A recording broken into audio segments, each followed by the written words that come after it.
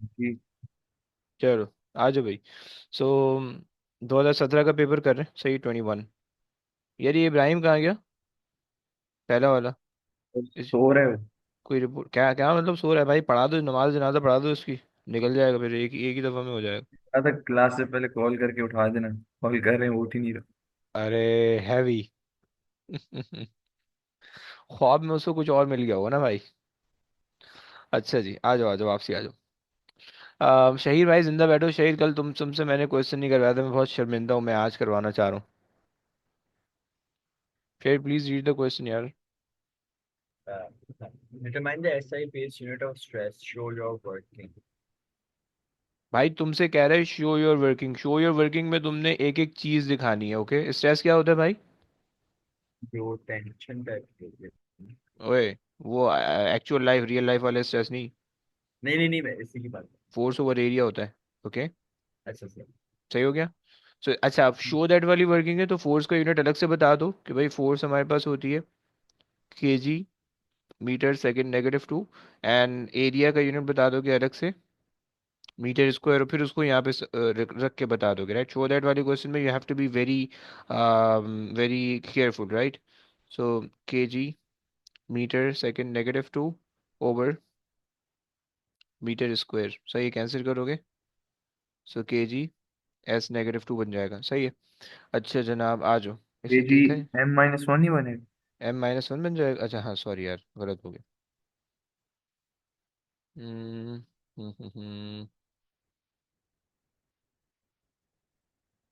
M-1 S negative to, fine. चलो भाई, अब तो चेक करने की जरूरत नहीं, तुम लोग ने बता दिया, सही है। आजा भाई आगे रीड कर ले भाई। A beam PQ is clamped so that the beam is horizontal.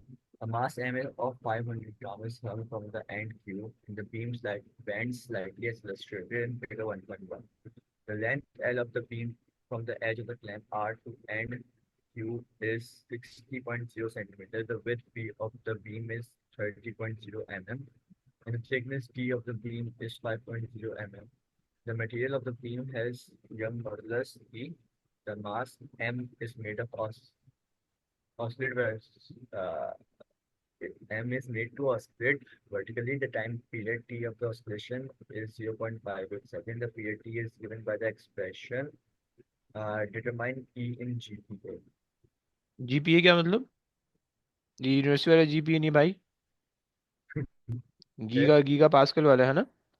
हाँ। सही हो गया। अच्छा जी रख दो भाई, स्ट्रेट अवे वैल्यूज रख दो। सो ये कुछ काम नहीं करना है, सिर्फ वैल्यूज रख के बताने, कन्वर्जन का एक नंबर अलहदा से दे रहा है, राइट। 3 नंबर जो है ना, ये जो तीसरा नंबर दे रहा है ना, ये कन्वर्जन का दे रहा है, ग्राम है। सही है, यहाँ पे मिलीमीटर है, सेंटीमीटर है, सही है, मिलीमीटर है, सब जितनी भी चीज़ें इसके नंबर आपको मिल रहे हैं, सही है। पाई अंडर रूट 4, एम कितना है भाई, 500, 500 zero point okay. Five hundred 0.5 हो जाएगा, बढ़िया। लेंथ आपको दे रखी है 0.600। 0.6 आ जाएगी, गुड हो गया। अच्छा जनाब, यंग मॉड्यूलस आपको दे रखा है, यही वही निकालना है। अरे यार फिर तो ठीक एक है। एक छोटी सी ख्वारी कर लेते हैं, फिर ये नहीं करते, थोड़ा सा ना इसको इंसान बनाते हैं इक्वेशन को, तो जाके सही हो जाएगा, सही है। तो सो तुम्हें टी में दिया हो तो है। हाँ, अबे वो टी एम में दिया हो। हमने कैपिटल ई को सब्जेक्ट बना लेना है पहले, क्योंकि हम वो ई निकालने लगे ना। तो दोनों तरफ पहले स्क्वायर कर दो, सही है। सो ये हो जाएगा 4 ml cube over E B D cube, समझ रहे हैं ना भाई। ई को बना लो यहाँ से subject, okay. 4 ml cube over B D cube T square and times it by 4 pi square, right. 4, और मास आपके पास है, अच्छा जी 0.5 था, सही है। लेंथ आपके पास आ रही थी 0.6, सिक्स सही है, क्यूब के अंदर है, क्यू सही है। एंड टी आपके तो पास क्या था बी वो? क्या था भाई? पता है देखें। टी था हमारे पास 30। कहाँ पे दिख रहा है 30। 30? ये अच्छा रहा जी ओके। पहली लाइन, 30 तो सेकंड लाइन जीरो के पॉइंट साथ। थ्री हो जाएगा, नहीं 30 मिलीमीटर है। सो 30 0.03. एक्सपोनेंट -3, हाँ जी सही हो गया। एंड डी जो है that is the thickness which is 5 millimetre, so 5 exponent -3, सही हो गया। एंड यहाँ पे कुछ क्यूब व्यूब भी है, टी ये का क्यूब है, स्क्वायर, टी सही का है। स्क्वायर है हाँ zero T, point five D eight cube है और टी स्क्वायर 0.58 है, सही है, zero zero point point five eight का फाइव एट स्क्वायर का स्क्वायर, और यहाँ पे 4 पाई का स्क्वायर, राइट। और ये आ जाएगा ई, सही है भाई, निकाल दो कितना आ रहा है। सर, कैलकुलेटर नहीं है। अरे यार तुम बगैर कैलकुलेटर के कैसे तुम लड़ाई कर सकते हो। तो कैलकुलेटर पता नहीं कहाँ रख दिया मैंने अपना। तीन नहीं, तीन कैलकुलेटर लेके तुम ये कह रहे हो, तुम्हें शर्म नहीं आ रही। कोई कर लो भाई, कोई अल्लाह का नेक बंदा है कोई पीछे हमारे, कोई भाई आंसर बता दो प्लीज।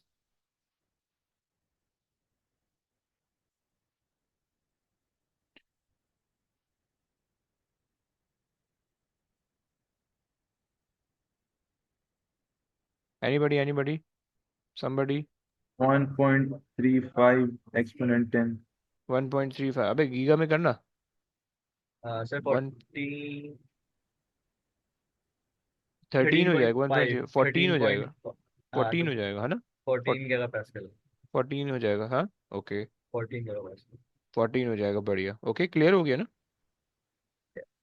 देखो इस तो क्वेश्चन की जो इसको डिवाइड करेंगे ना फिर 1 exponent 12 हाँ से। जी हाँ, 12 से नहीं 9 से करेगा ना भाई, गीगा 9 होता है, समझ गया। ओके।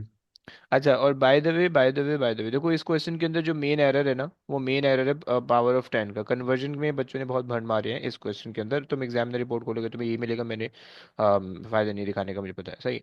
सो यहाँ पे इस वजह से बस इसके 3 नंबर दे रहे हैं, राइट। सो बस तुम्हें ये कन्वर्जन ध्यान से करनी है, सही हो गया। अच्छा आ जाओ भाई, अच्छा किसी और से करवाते हैं, बस सब रुक जाओ तुम। अम, कौन कर लेगा भाई। मनाइल जरा रीड कर लोगे please. The quantities used to determine E should be measured with an accuracy and precision. Explain the difference between accuracy and precision. हम्म, क्या होती थी। Accuracy is when the value is close to the true value, okay. and precision is when the measured values are close to each other. हम्म, सही है। सो measured values are close to the true value, सही हो गया। और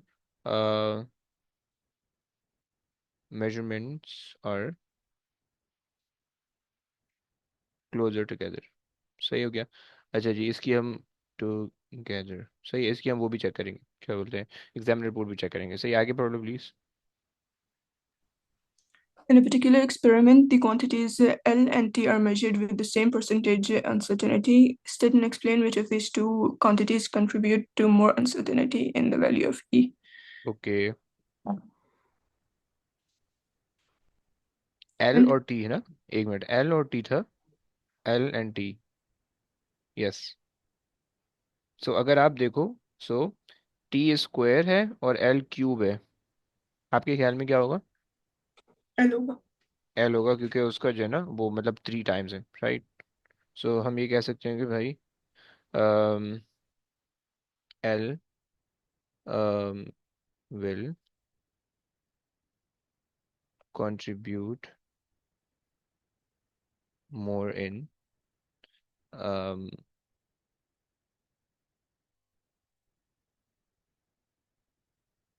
uncertainty, right। अच्छा जी, as, अच्छा ये तो हम ये कह देते हैं कि भाई it is raise to the third power, या तो फिर हम ये कह देते हैं कि भाई इट इज 3 टाइम्स, सही है। दोनों में से कोई भी एक काम चला सकता है, सही है। अच्छा जी चलो, सो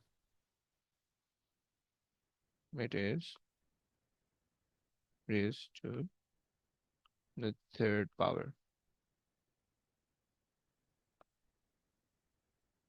सही हो गया। सो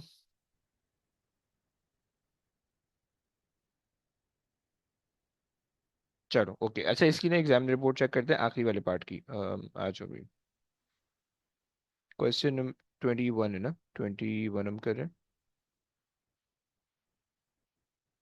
21 फाइन। अच्छा जी, ये आखिरी वाले जहाँ पे थ्योरी आ रही है वो चेक कर लो, कैलकुलेशन तो स्ट्रेट फॉरवर्ड तुम्हें दिख रही है। सही है।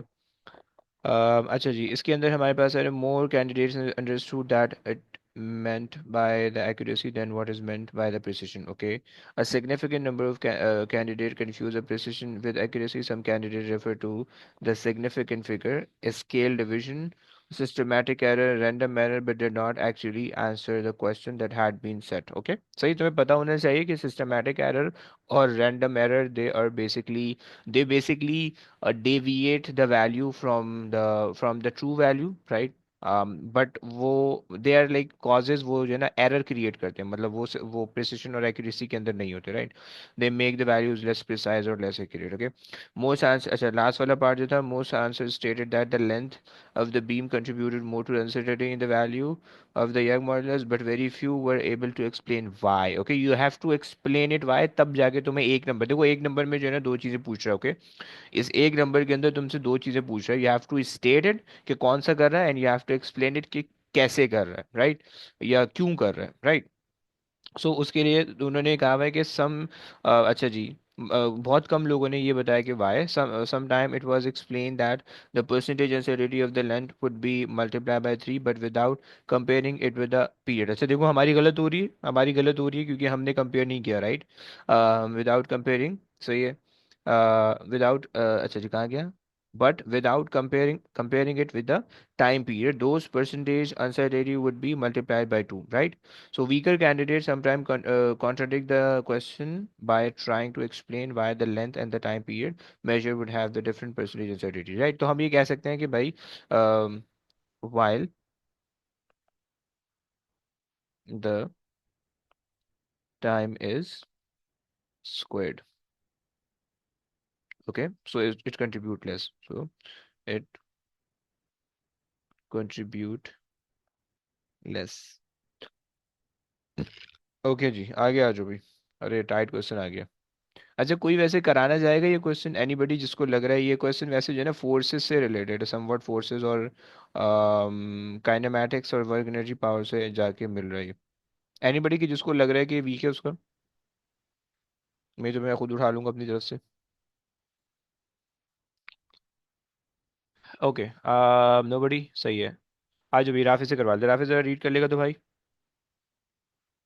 State two conditions for a system to be in equilibrium. क्या कहोगे? No net moment, no resultant force. Okay, अच्छा अगर हम नेट मोमेंट जीरो कर दें और प्रिंसिपल ऑफ मोमेंट कह दें तो चलेगा? दो कंडीशन फोर्सेस के बारे में नहीं कहें, दोनों मोमेंट के बारे में लिख दें। यस, फिर शायद शायद। ओके, और कोई?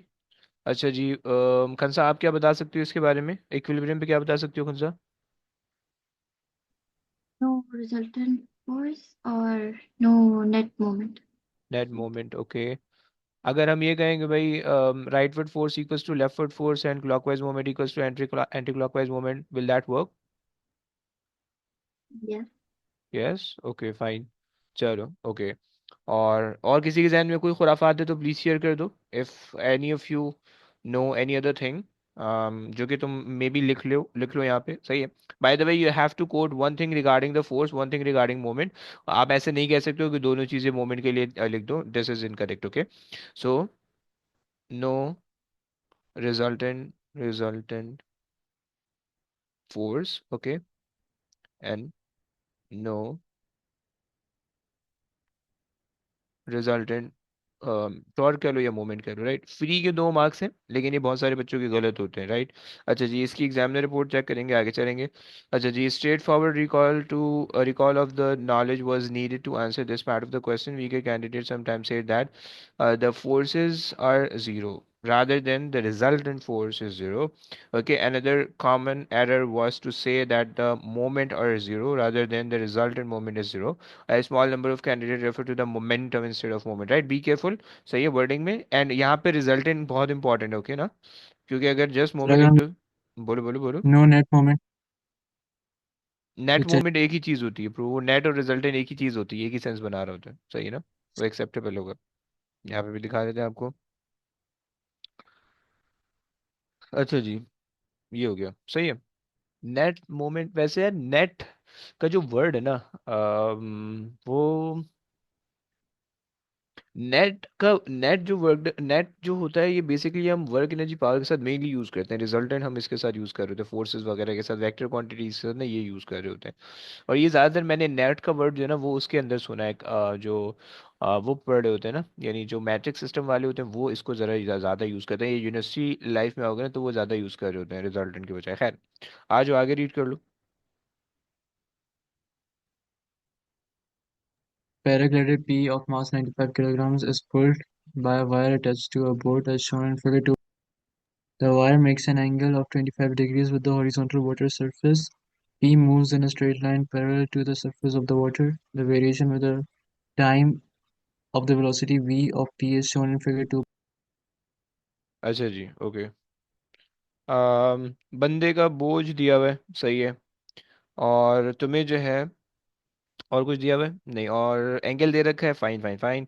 अच्छा जी, यहाँ पे इसका आ जाएगा वेट कहीं ना कहीं, सही है। अच्छा जी, मुझे एक बात बताओ, स्पीड टाइम ग्राफ है, राफी एक बात बताओ कि इसका एरिया क्या बताएगा, इसका ग्रेडियंट क्या बताएगा, क्विक। ग्रेडियंट एक्सेलरेशन बताएगा ओके, और एरिया बताएगा डिस्प्लेसमेंट। बढ़िया। डिस्प्लेसमेंट, तुम्हारी फिजिक्स तो बहुत स्ट्रांग है यार, किससे पढ़ लो, मेरे को ही बताओ। सिर्फ अपनी अच्छा। तारीफ खुद ही कर रहे अच्छा, अरे यार बस देखो, ये ऐसा हुनर आना चाहिए तुम्हें, मैं हसाम से सीख रहा हूँ ये सारी चीजें। अच्छा, ओके। पर मैंने क्या किया? अरे नहीं छोड़ यार, सबको बता देंगे तो फिर मसला हो जाएगा ना। Okay okay. आ जाओ आ जाओ आ जाओ। अच्छा, सो ये वाले पोर्शन के अंदर, विच मीन ये वाले पोर्शन के अंदर ग्रेडियंट कुछ नहीं है, राइट। ये वाले पोर्शन के अंदर ग्रेडियंट कोई नहीं है, तो यहाँ पे जीरो एक्सेलरेशन है, सही है। जीरो एक्सेलरेशन, सही है। अच्छा, बाय द वे उसने क्वेश्चन के अंदर वेट दे रखा है, काइनेमेटिक्स के क्वेश्चन के अंदर अगर वेट देता है तुम्हारे कान फौरन खड़े हो जाने चाहिए, सही है। कि अगर वेट, मास या वेट दे रहा है आगे जाके, वो क्वेश्चन को या तो फोर्सेस के अंदर घुमा देगा या फिर वर्क एनर्जी पावर के अंदर घुमा देगा, राइट। सो काइनेमेटिक्स के अंदर फोर्सेस, उसने वेट दे, मास दे रखा है, राइट, तो इसका मतलब है वर्क एनर्जी पावर में जाएगा ये क्वेश्चन, सही है। सो रिजल्टेंट यहाँ पे जीरो रिजल्टेंट एक्सेलरेशन है, यहाँ पे कांस्टेंट एक्सेलरेशन है। इंक्रीजिंग एक्सेलरेशन मत बोल देना, स्पीड इंक्रीज हो रही है, सही है। Constant acceleration, okay. चलो भाई, किसी को अगर कोई क्वेश्चन हो, बोल नहीं सकते हो तो भाई टाइप कर दिया करो प्लीज। सही है, खामोश नहीं बैठना, सही है, जो भी तुम्हारे मन में आ रहा है बोल दो, ओके।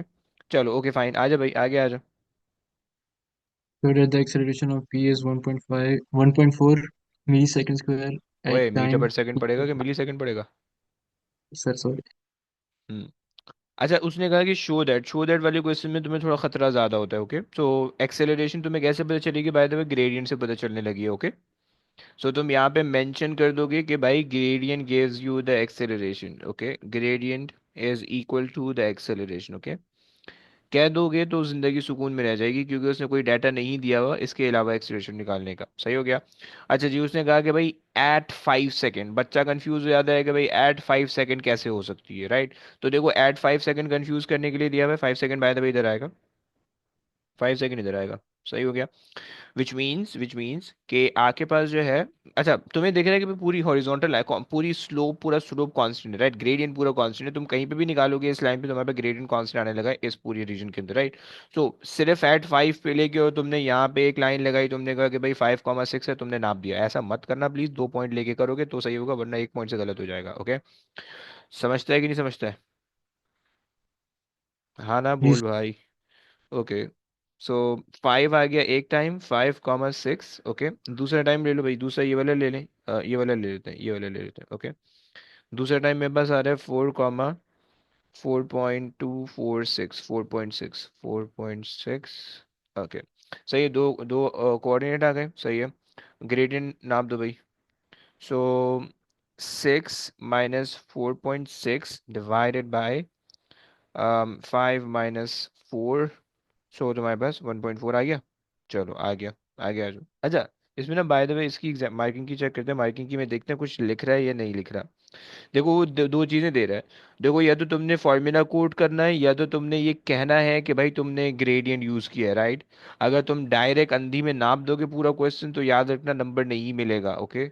सही हो गया। अगर तुम देखो, अगर तुमने ये वाला मार्क्स शो नहीं किया, मतलब इन तीनों में से कोई भी चीज तुमने नहीं ली, राइट, और तुमने direct you just started the question with this thing और तुमने ये निकाल के दे दिया, सही है, so you won't get any of the two mark, याद रखना प्लीज, ओके, दोनों में से एक भी नहीं मिलेगा, सही हो गया, तो इसीलिए please keep in mind, okay, आगे आ जा भाई।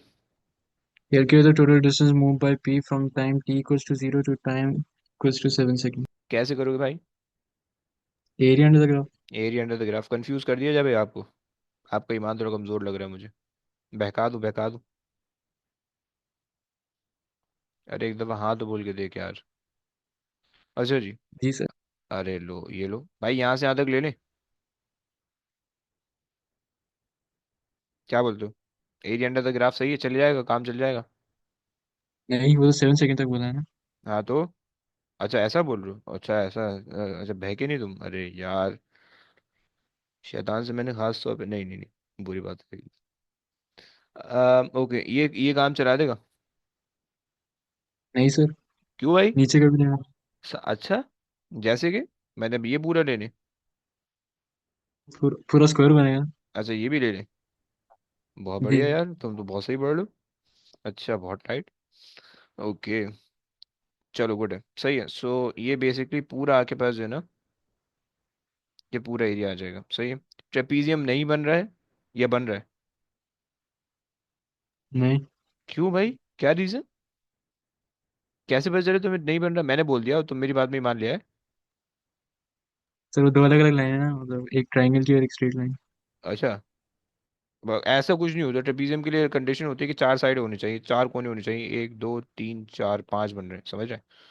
तो इस वजह से नहीं बन अच्छा। रहे। चलो, कहीं तो तुम आए, कहीं तो फील्डिंग में है तुम, सही है, तो ये स्क्वायर है वो ट्रेपीजियम है, या फिर किसी भी तरह से ले लो, सही है। ये तो आप ये कर लो कि भाई, आप ये रेक्टेंगल ले लो, ये एक और रेक्टेंगल ले लो, ट्राइंगल ले लो, या फिर एक ट्रेपीजियम एक जो है रेक्टेंगल ले लो, सही है। सो हम कह देते हैं कि भाई area is equals to, sorry, सही, डिस्टेंस ट्रेवल्ड। अच्छा bro, display velocity time graph में डिस्टेंस ट्रेवल बोल रहा है, डिस्प्लेसमेंट नहीं बोल रहा, क्या वजह लगती है आपको? ये एक ही डायरेक्शन में जा रहा हाँ, अच्छा, और अगर अगर मतलब कब वो डिस्प्लेसमेंट बोलता है, अगर डिस्प्लेसमेंट बोलता है तो ग्राफ कैसा दिखता है? हम्म। है। पता नहीं, सेम ही दिख तो शायद। अलाडी फंस रहा है बेटा, हर चीज थोड़ी आती होगी यार। अच्छा ओके, सॉरी सॉरी सॉरी, बेहतरीन बेहतरीन। बेसिकली ना, अगर अगर तो ग्राफ नेगेटिव में जा रहा होता ना, अगर तो ग्राफ नेगेटिव में जा रहा होता ना, तो फिर वो डिस्प्लेसमेंट कह देता, या टोटल डिस्टेंस तब भी तब अगर कहता तो फिर आपको ये वाला एरिया निकालना होता, अलग से ये वाला एरिया निकाल के ऐड करना होता, राइट। और अगर तब डिस्प्लेसमेंट, अभी डिस्टेंस और डिस्प्लेसमेंट का एक ही मतलब है, राइट, यानी यहाँ पे भी अगर वो वेलोसिटी कह रहा है, वेलोसिटी के लिए एरिया अंडर द ग्राफ निकालोगे, डिस्प्लेसमेंट या डिस्टेंस दोनों सेम चीज होंगी, राइट। बट अगर एरिया जो ग्राफ है नेगेटिव को यानी एक्सेस को कट कर रहा होता है, यहाँ से नीचे जा रहा होता है, देन डिस्प्लेसमेंट और डिस्टेंस के अलग अलग मीनिंग होते हैं, राइट, डिस्प्लेसमेंट सब्ट्रैक्ट करके आती, डिस्टेंस ऐड करके आता, ओके, क्लियर ना भाई? जी। ओके, सो अच्छा जी, ये मेरे पास आ रहा है 4 टाइम्स, अच्छा जी 4.6, ओके, प्लस ट्रेपीजियम हम उठा लेते हैं 1/2 into sum of parallel side, भाई कितनी आ रही है? एक आ रही है 4.6, सही है। दूसरी कहाँ तक जा रही है? दूसरी तो भाई चांद तक जा रही है, चांद तक चली गई, हाँ जी। So that is 8.8, okay, 8.8, so plus 8.8, okay, and times it by, भाई हाइट क्या ले लोगे?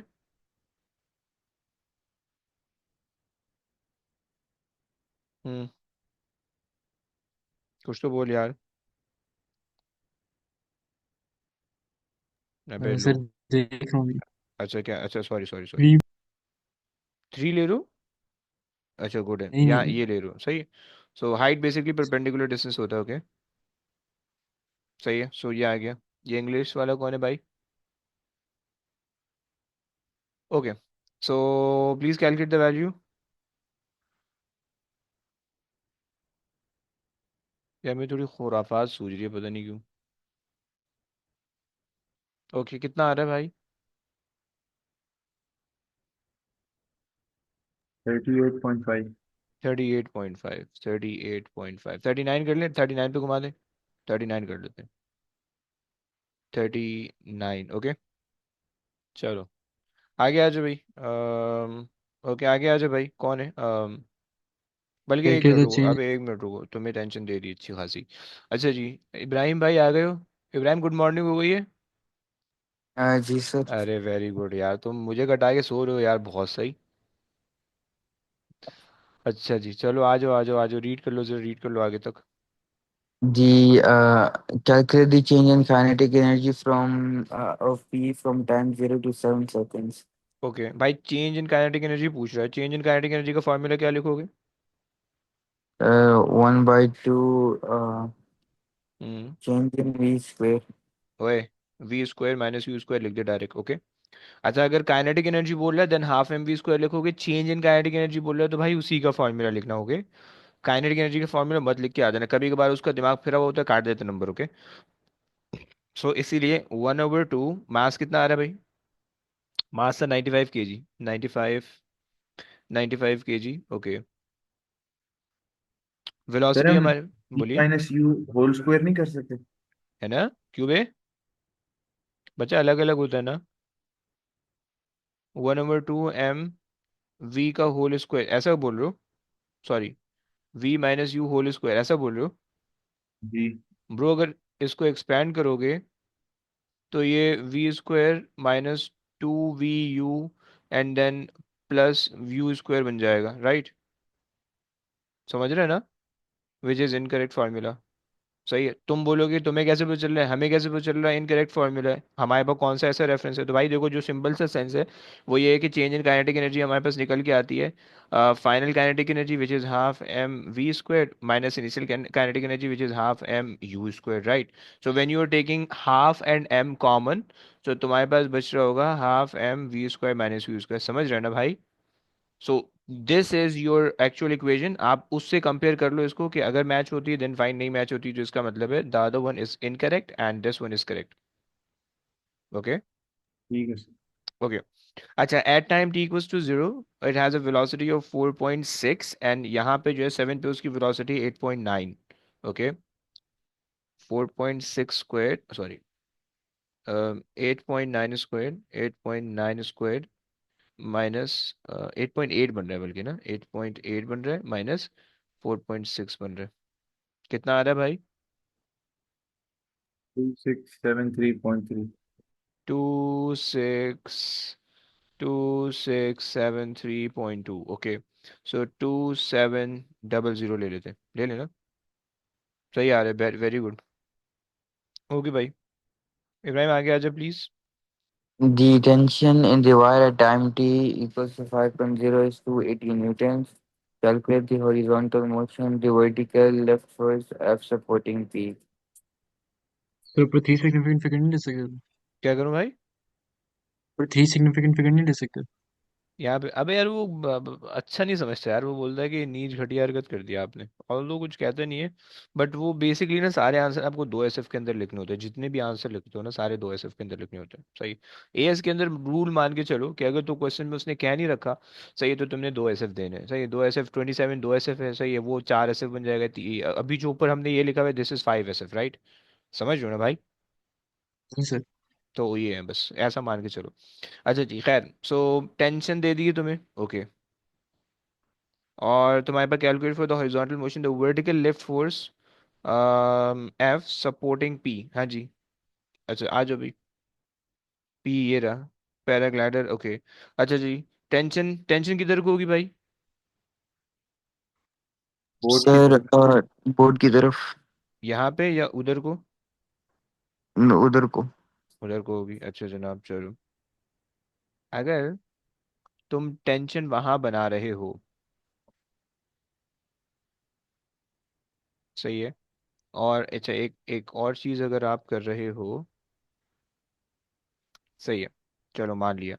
सो टेंशन आपके पास यहाँ पे आ गई, सही हो गया। और आपके पास जो है टेंशन का फिर कंपोनेंट बना लो। एक कंपोनेंट हो जाएगा 280, 280 साइन 25, सही है। एंड ये वाला जो हो जाएगा 280 कॉस 25, राइट? 280 cos 25 हमने हमने याद किया था कि जहाँ पे एंगल होता है वो cos वाली साइड हो जाती है, राइट। सो और वेट उसका नीचे को लग रहा है 95 × 9.81, राइट। सो दो फोर्स नीचे को आ रही है, राइट। सो बंदे पे दो फोर्स नीचे को लग रही है, सही है। सो 280 sin 25, राइट, प्लस 95 × 9.81, राइट। कितनी आ रही है यहाँ से? सर ये दो डाउनवर्ड फोर्स वो वर्टिकल लिफ्ट बैलेंस करती है। मतलब इतनी बैलेंस हो, इतनी इतनी चाहिए होगी बैलेंस करने के लिए। ठीक है। सही हो गया। ये बेटा 3 नंबर में दे रहा है तो अलग अलग करके दिखा देना थोड़ी सी उसको लिफ्ट। 1050.28. 1050.28 पॉइंट सर टू पता कैसे एट चलेगा टेंशन कहाँ जा रही है? है, बता देते हैं भाई। टेंशन की डायरेक्शन कैसे पता चलेगी? टेंशन तो यार एग्जाम की तरफ होती है। अच्छा देखो सीन ही है कि आपके पास जो है ना, हम पैराग्लाइडर की रिस्पेक्ट से बात कर रहे हैं, राइट। विच मीन कि बंदा मूव कर रहा है, सही है। और मतलब जो पॉइंट मूव हो रहा होता है, टेंशन उससे अवे होती है, राइट। क्योंकि जो जो पॉइंट मूव हो रहा है दूसरा वाला पॉइंट हम उसको फिक्स मान के चल रहे होते हैं, राइट। तो हम बोर्ड को इसके रिस्पेक्ट से फिक्स मान लेते हैं और यहाँ पे हम टेंशन बना रहे हैं, राइट। ये बस हमारे पास कॉन्सेप्ट है। क्लियर हो गया? जी सर। सही हो गया। सर हमने इस क्वेश्चन में किया क्या था? आए, अबे तुमने बताया था, तुम क्या क्या पूछा नहीं था सर, तुम्हारे? हमने हॉरिजॉन्टल फोर्स कैलकुलेट करनी है ना। अबे वर्टिकल। सर इसमें वो 280 साइन 25 की डायरेक्शन कैसे पता चली? क्या वो मतलब? अपवर्ड हो सकती है ना मतलब। ये देखो ना, ये अपवर्ड है ना, ये वर्टिकली डाउनवर्ड है, सही है। 280 sin 25, सही है। अब क्या पूछ रहे हो? तो यही डायरेक्शन कैसे पता चली कि ये डाउनवर्ड? क्योंकि भाई टेंशन इधर को है ना, टेंशन हम यहाँ कह रहे हैं, इधर कह रहे हैं। सही हो गया। और क्या तो सर हमने इधर डाउनवर्ड फोर्स कैलकुलेट करनी थी। हाँ, डाउनवर्ड फोर्स कैलकुलेट। देखो, तुम ये कह सकते हो कि भाई तुम्हें सबसे पहले तो ये डाउट होगा कि भाई टेंशन इधर को होगी या उधर को होगी, राइट। पहला डाउट सही हो गया कि भाई टेंशन किधर को है। तो अगर तो देखो पूरा सिस्टम मूव कहाँ पे हो रहा है, क्योंकि बोर्ड जा रही है आगे, राइट, और बोर्ड ने बंदे को खींचना है, सही है, बंदे ने मूव करना है। सो बंदे पे कोई ना कोई फॉरवर्ड फोर्स लगनी चाहिए, राइट। सो अब तुम्हें ला महाला तुम्हें टेंशन को मानना पड़ेगा कि टेंशन इधर ही को है, कि तो फिर टेंशन का एक कंपोनेंट जो कि हॉरिजॉन्टल कंपोनेंट है वो बंदे को आगे मूव कराएगा, राइट। अगर तो तुम टेंशन को यूं इधर को लगाते हो, राइट, तो उससे फिर ये होगा कि ये सोचा जाएगा कि बंदा जो है वो बोट को मूव करवा रहा है पैराशूट के कुछ हेल्प से या किसी भी चीज से, राइट। या कोई लेट से उसने हॉट एयर बलून अपने ऊपर वो किया हुआ है और जो है ना हॉट एयर बलून आगे मूव कर रहा है एट एन एंगल, सही है। तो बोट जो है ना वो उसको बोट भी खींचते हुए जा रही है, राइट। तो अगर तो तुम टेंशन इस डायरेक्शन में लेते तो उसका वो मतलब होता है कि मोशन इधर को हो रहा है, राइट। लेकिन अगर मोशन इधर को है दिस मीन्स कि board is applying some force on the string pulling that is pulling the man or paraglider towards or in the same direction as the board is moving, right? Clear हो गया? क्या ये बात समझ में आ रही है सबको? ये 280 कहाँ से है? बच्चे वो गिवन था मेरे ख्याल से, ये रहा ना। उसने टेंशन इन द वायर दे रखा है ना, tension in the wire eight 5 second okay. Clear है? जी सर। सही हो गया। सो देखो, और किसी के मन में कोई क्वेश्चन है प्लीज बोलो। सबसे पहले तो सर तुमने बोलो। वर्टिकल फोर्स है तो वो इक्विलिब्रियम में है तो अपवर्ड इक्वल्स डाउनवर्ड है। हाँ जी। ओके। लेकिन तुम बोलोगे कि सिस्टम तो एक्सेलरेशन हम ऊपर निकाल के आ रहे हैं, इक्विलिब्रियम में कैसे हो गया फिर? Constant acceleration. आए, कांस्टेंट। कांस्टेंट नहीं सर, एक्सेलरेशन। Constant speed. नहीं नहीं सर। Heavy heavy heavy. अबे तू कांस्टेंट एक्सेलरेशन का मतलब है कि रिजल्टेंट फोर्स है ना। जी जी वो गलती है। ओके, फिर क्या बोलोगे? सर सर इक्विलिब्रियम में है कांस्ट ही नहीं है। अच्छा है, यार मालिक है, मान लो तुम मेरी बात, कामयाब रहोगे तुम चलें जिंदगी। सर आपकी मान ली है। अबे लेकिन एक्सप्लेन भी तो करो, सारी मेरी मानोगे तो बर्बाद भी हो जाओगे, फिर थोड़ा थोड़ा मानना है। सर वो कांस्टेंट स्पीड है, इसका मतलब एक्सेलरेशन अरे नहीं नहीं नहीं, और किसी के पकड़ाई में आ रहा है, मनाइल कुछ आ रहा है जहन में?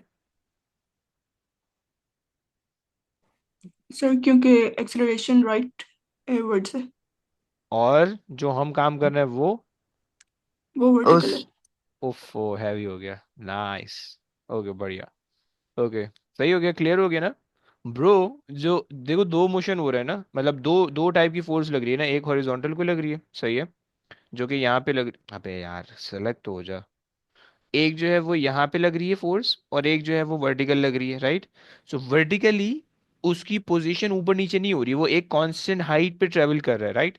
सो that is why it is vertically in equilibrium, लेकिन हॉरिजॉन्टली जो उस पे फोर्स लग रही है दैट प्रोड्यूसेस दिस 1.4 मीटर पर सेकंड स्क्वायर की एक्सेलरेशन, राइट? बच्चों क्लियर हो गया, प्लीज बोलो। जी सर, हो गया। ओके परफेक्ट है। तो सर बेसिकली वर्टिकल में कोई एक्सेलरेशन नहीं है, हाँ वर्टिकल इक्विलिब्रियम। में नहीं है, हॉरिजॉन्टल, वर्टिकली वो इक्विलिब्रियम पे, हॉरिजॉन्टल पे उसकी एक्सेलरेशन है, सही हो गया। अच्छा देखो 3 नंबर दे रहा है, तो इसलिए जो है ना तुम mg का फॉर्मूला लिख के तुम इससे करोगे, टेंशन का अलग से करके दिखाओगे, एंड देन फिर दोनों को ऐड करोगे, राइट? 3 नंबर में तुम्हें थोड़ी सी लिफ्ट करानी पड़ेगी, डायरेक्ट नाप दोगे तो 3 में से कोई भी नहीं मिलेगा, ओके? सही हो गया। बाय द वे 1 नंबर तो उसने डायरेक्शन असेस करने के लिए दिया होगा कि तुम्हें डायरेक्शन पता भी चल रही है नहीं पता चल रही, राइट? इसके अगर तुम देखो, so the great majority of the candidate understood the simple way of calculating the distance was, अच्छा सॉरी नहीं ये नहीं है, part the majority of the cancel common error was to use the final speed as 10 I, नहीं नहीं ये भी नहीं है। अच्छा, most candidate could calculate the vertical component of the tension in the wire. Only the stronger candidate realized that they also needed to take into consideration the weight of the paraglider in order to determine the vertical lift force, right? Lift force ना basically हवा की वजह से आ रही होती है, right? कि जो ऊपर की तरफ लग रही होती है, जिसको आप थ्रस्ट भी कहते हो, सही है, वो ऊपर की तरफ लग रही होती है, सही है, लिफ्ट फोर्स नीचे को लग रही है, ताकि और रिजल्टेंट फोर्स बैलेंस आउट हो रही है, राइट? चल भाई आगे आ जा प्लीज। इनको ऐड क्यों किया? हाँ जी। टेंशन और वेट को। ब्रो टेंशन भी नीचे को लग रही है, टेंशन का जो वर्टिकल कंपोनेंट था वो भी नीचे को लग रहा है, सही है, और वेट भी नीचे को लग रहा है, तो इस वजह से हमने ऐड कर दिया, क्योंकि जब ये दोनों ऐड होंगी तो जो वर्टिकल फोर्स है वो उसके इक्वल हो जाएंगी, राइट? क्लियर हो गया? सर जी सर। हम्म। इसमें हमें अगर कोई वो क्वेश्चन है कॉन्सेप्ट चेक करने के लिए थ्योरी का, तो मतलब कैसा क्वेश्चन दे सकते हैं? किस चीज में, मतलब किस चीज का क्वेश्चन, किस पार्ट का क्वेश्चन पूछ रहे हो? क्वेश्चन में ये जो फोर्सेस हैं कि हॉरिजॉन्टल में क्या कहते हैं एक्सेलरेशन है, वर्टिकल में इक्विलिब्रियम में है, तो हमसे वो क्या, अगर कॉन्सेप्ट चेक करने के लिए थ्योरी के लिए, तो हमसे ऐसा कुछ पूछ सकते हैं? देखो वैसे पूछते तो नहीं है कि भाई इसके क्या सीन है, वो कैलकुलेशन के थ्रू ही आपसे कॉन्सेप्ट चेक करते हैं, सही है। तो बस ये है, सही। तो थ्योरी के अंदर आप ऐसा कोई ज़्यादा एक्सपेक्ट नहीं कर सकते, वरना पूछेगा तो ये पूछेगा कि भाई हॉरिजॉन्टली इसकी क्या एक्सेलेरेशन है, वर्टिकली इसका क्या सीन है, राइट? बस ये पूछेगा, आपको पता होना चाहिए, क्लियर है? हाँ सही जी। हो गया। चलो आगे आ जाओ भाई, आगे रीड कर लो। The force are due to a resistance acting on P in the horizontal direction. हम्म। अब देखो ये तो हॉरिजॉन यहाँ पे उसने बोल दिया हॉरिजॉन्टल डायरेक्शन, ओके, और हॉरिजॉन्टल डायरेक्शन में तुम्हारे पास क्या था? तुम्हारे पास इक्विलिब्रियम पे सिस्टम नहीं था, ओके?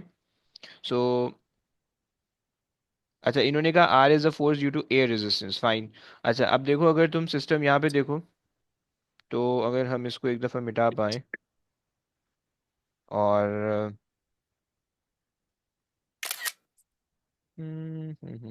यहाँ पे अगर हम इसको नीचे ले जाएं, सही है, और इस पे अगर हम थोड़ी सी बना लें, थोड़ी सी सही है, आ जाओ।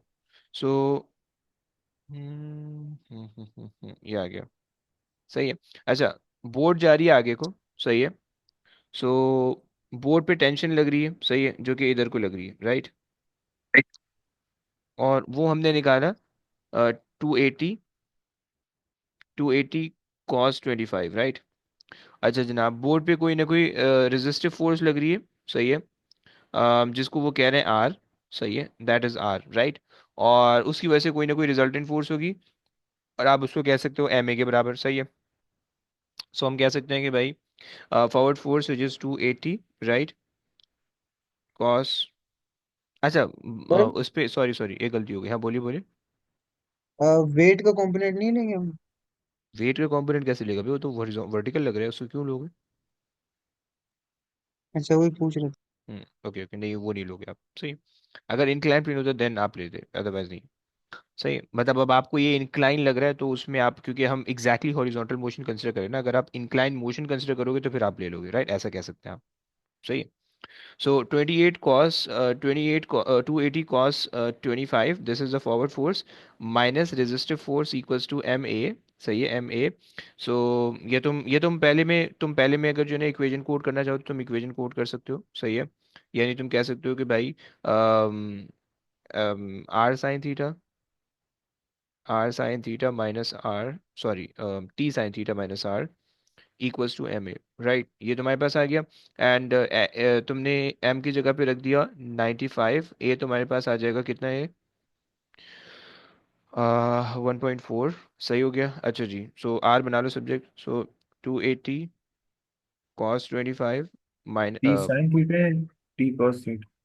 कॉस है ना, सॉरी सॉरी, तो ऊपर साइन आ गया, सॉरी। टी कॉस थीटा, अच्छा जी, और यहाँ पे 95 इंटू 1.4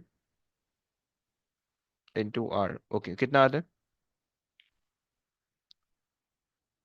ये आपकी इक्वेशन बनी कैसे? भाई resultant force one F equals to M A Newton, uncle Newton ने माँ के बारे में जो बताया था वो है। कितना भाई? 120। 120। राफे समझ में आया राफे? जी फिर इधर आपको मोशन की डायरेक्शन कैसे पता चली है? ब्रो दे तो रखे ना, इतना बड़ा एरो दे अब काला सा। सही है। उसने कहा भाई ना, the motion is in this direction, right, and the forward force that supports the motion is 280 cos 25, that is the component, the horizontal component of the tension, okay। The force that is resisting is r, which is obviously by the resistive force always acts in the opposite direction, right। So that is why ये पीछे को लग रही है, right, and तुम्हारे पास जो है equals to ma, क्योंकि this gave you the resultant force and resultant force equals to ma, right, clear। हाँ जी सर। चलो, हो गया भाई, आगे आ जाओ। हम्म, ओके। खंसा, खंसा जिंदा बैठी हो? A cylinder is made from a material of density 2.7 grams. The cylinder has a diameter 2.4 and the length 5. Show that the cylinder has weight 0.6. तो क्या करेंगे ब्रो? Hmm, फिर Density, mass over volume. हाँ जी, मास over volume, सही हो गया। सो density आपको दे रखी है 2.7, सही है। अच्छा जी, मास आपको निकालना है क्योंकि मास के जरिए से फिर आप वेट निकालोगे, राइट। अच्छा जी, वॉल्यूम के लिए क्या कर लोगी? Volume diameter दिया हुआ है। Base area into height, what you से, हम्म, इंटू हाइट, ओके। अच्छा जी, सो बेस, अब डायमीटर दे रखा है, क्रॉस सेक्शन एरिया आपके पास हो जाएगा 1.2 एक्सपोनेंट नेगेटिव 2। अच्छा, इन्होंने सेंटीमीटर के अंदर ये कहानी की हुई है तो हम कन्वर्ट नहीं करते हैं, सही ना।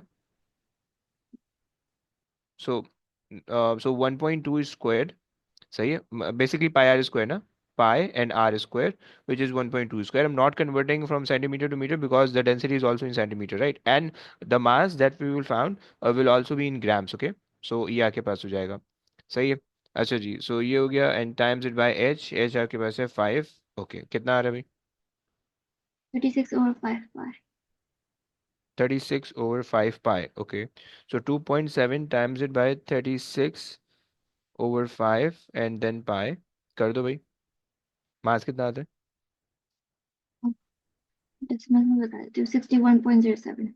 Okay, so the mass you are getting is 61.07 and multiply by 9.81 कर दो, so ये show that वाला क्वेश्चन है तो अलग से ये करके दिखा दोगे, okay। weight is equals to mg and 61.07 times 9.81, okay। 61.07 divided by 1000। हाँ sorry sorry sorry sorry, yes, कितना आ रहा है?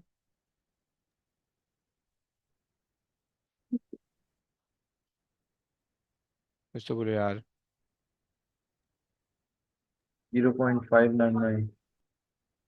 0.599, okay.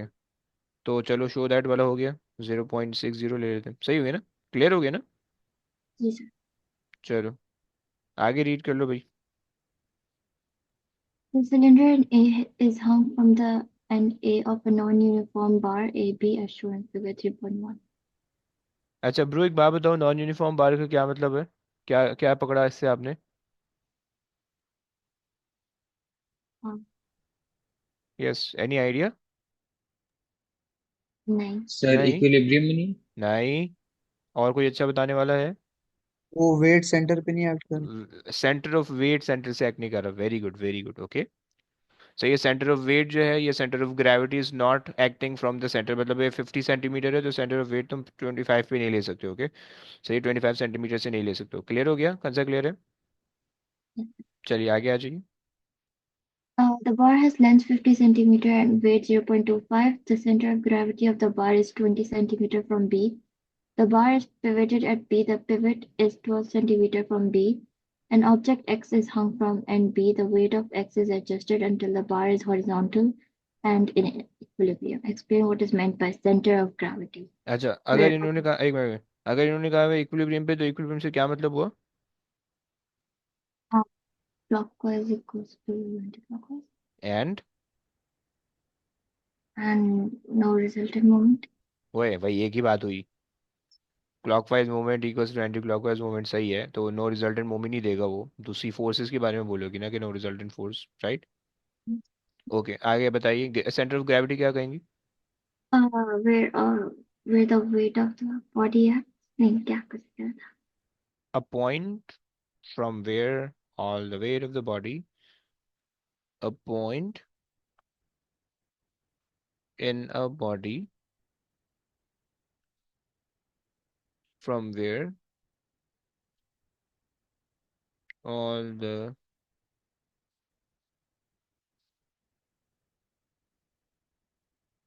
weight of the body, sorry, body is, अच्छा, is considered to act, is या taken to act, considered to act। अच्छा, इसकी definition में बहुत से बच्चे गलती करते हैं, सही है। वो मैं तुम्हें दिखाता हूँ, यहाँ पे आ जाओ। ये आसान से था, सही है। यहाँ पे देख लो, the precise explanation was needed, the centre of gravity is the point where all the weight, अच्छा हमने ऑल का वर्ड नहीं लिखा by the way, where all the weight of the body seems to act. So it seems to act लेना जरूरी है। Common mistake include not referring to a point, okay, referring to the mass instead of weight, and omitting the seems to or equivalent wording, okay। Kansa समझ रही है ना bro? जी sir. Okay, so this is important point, okay, this is important, okay।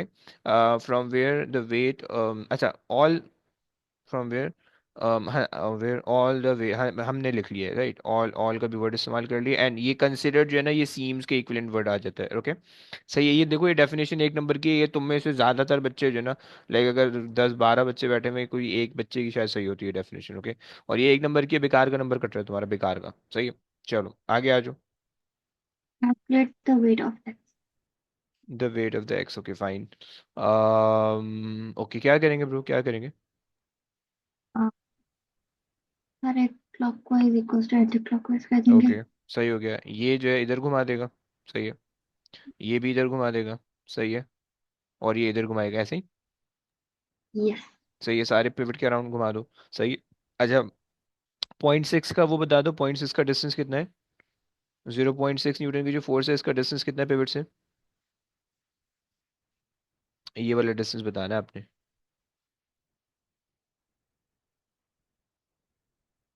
how much चलती?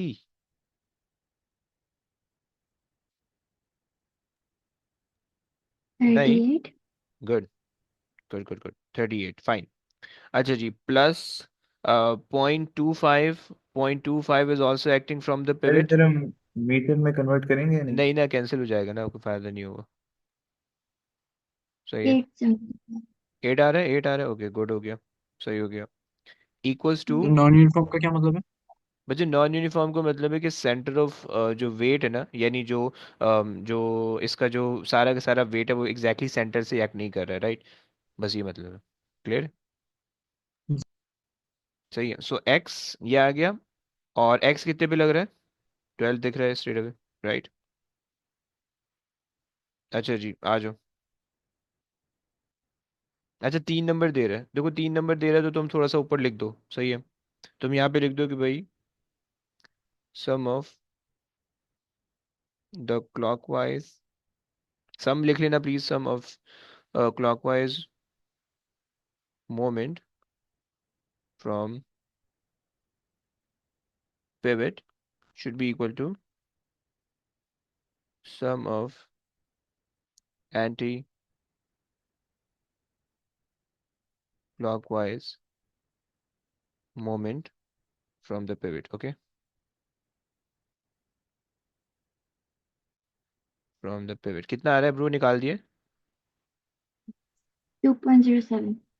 Okay, सो x आप कह रहे हो कि, अच्छा यहाँ पे बस आपने जो है अगले वाले पार्ट में जस्ट आपने डिवाइड कर दिया होगा, डिवाइडेड बाय 12, सही है। सो x आपके पास आ रहा है 2.07, या 2 हम 1 ले लेते हैं, 2.1, सही हो गया। अच्छा जनाब चले, इसका आंसर सही आ रहा है।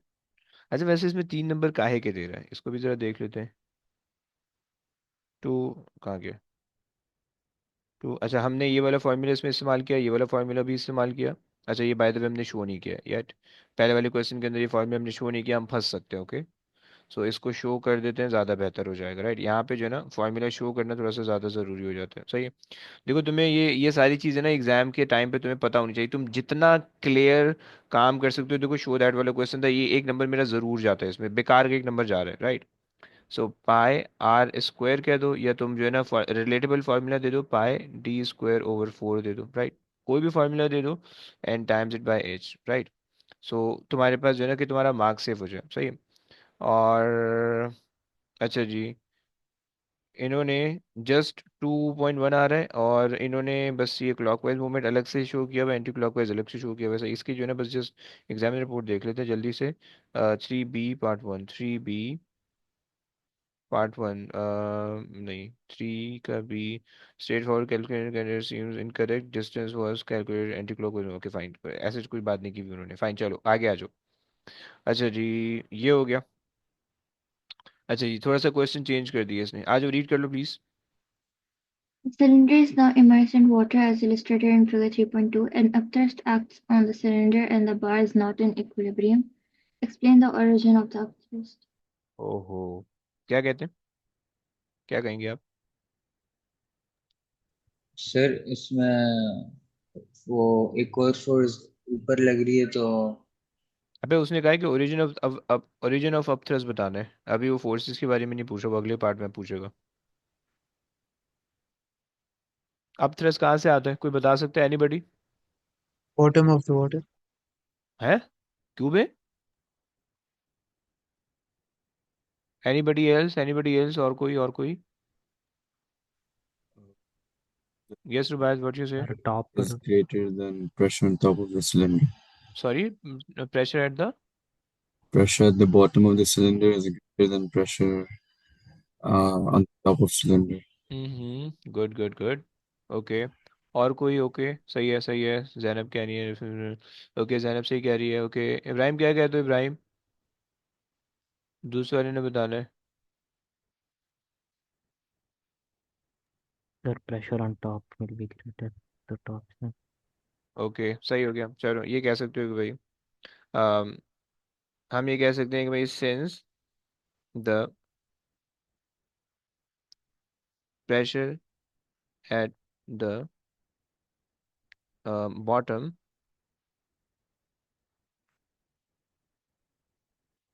of the cylinder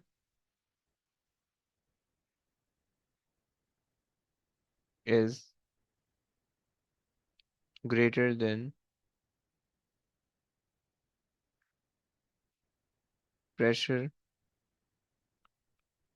at the top, okay, which अच्छा जी, अच्छा फिर उसके बाद this difference in pressure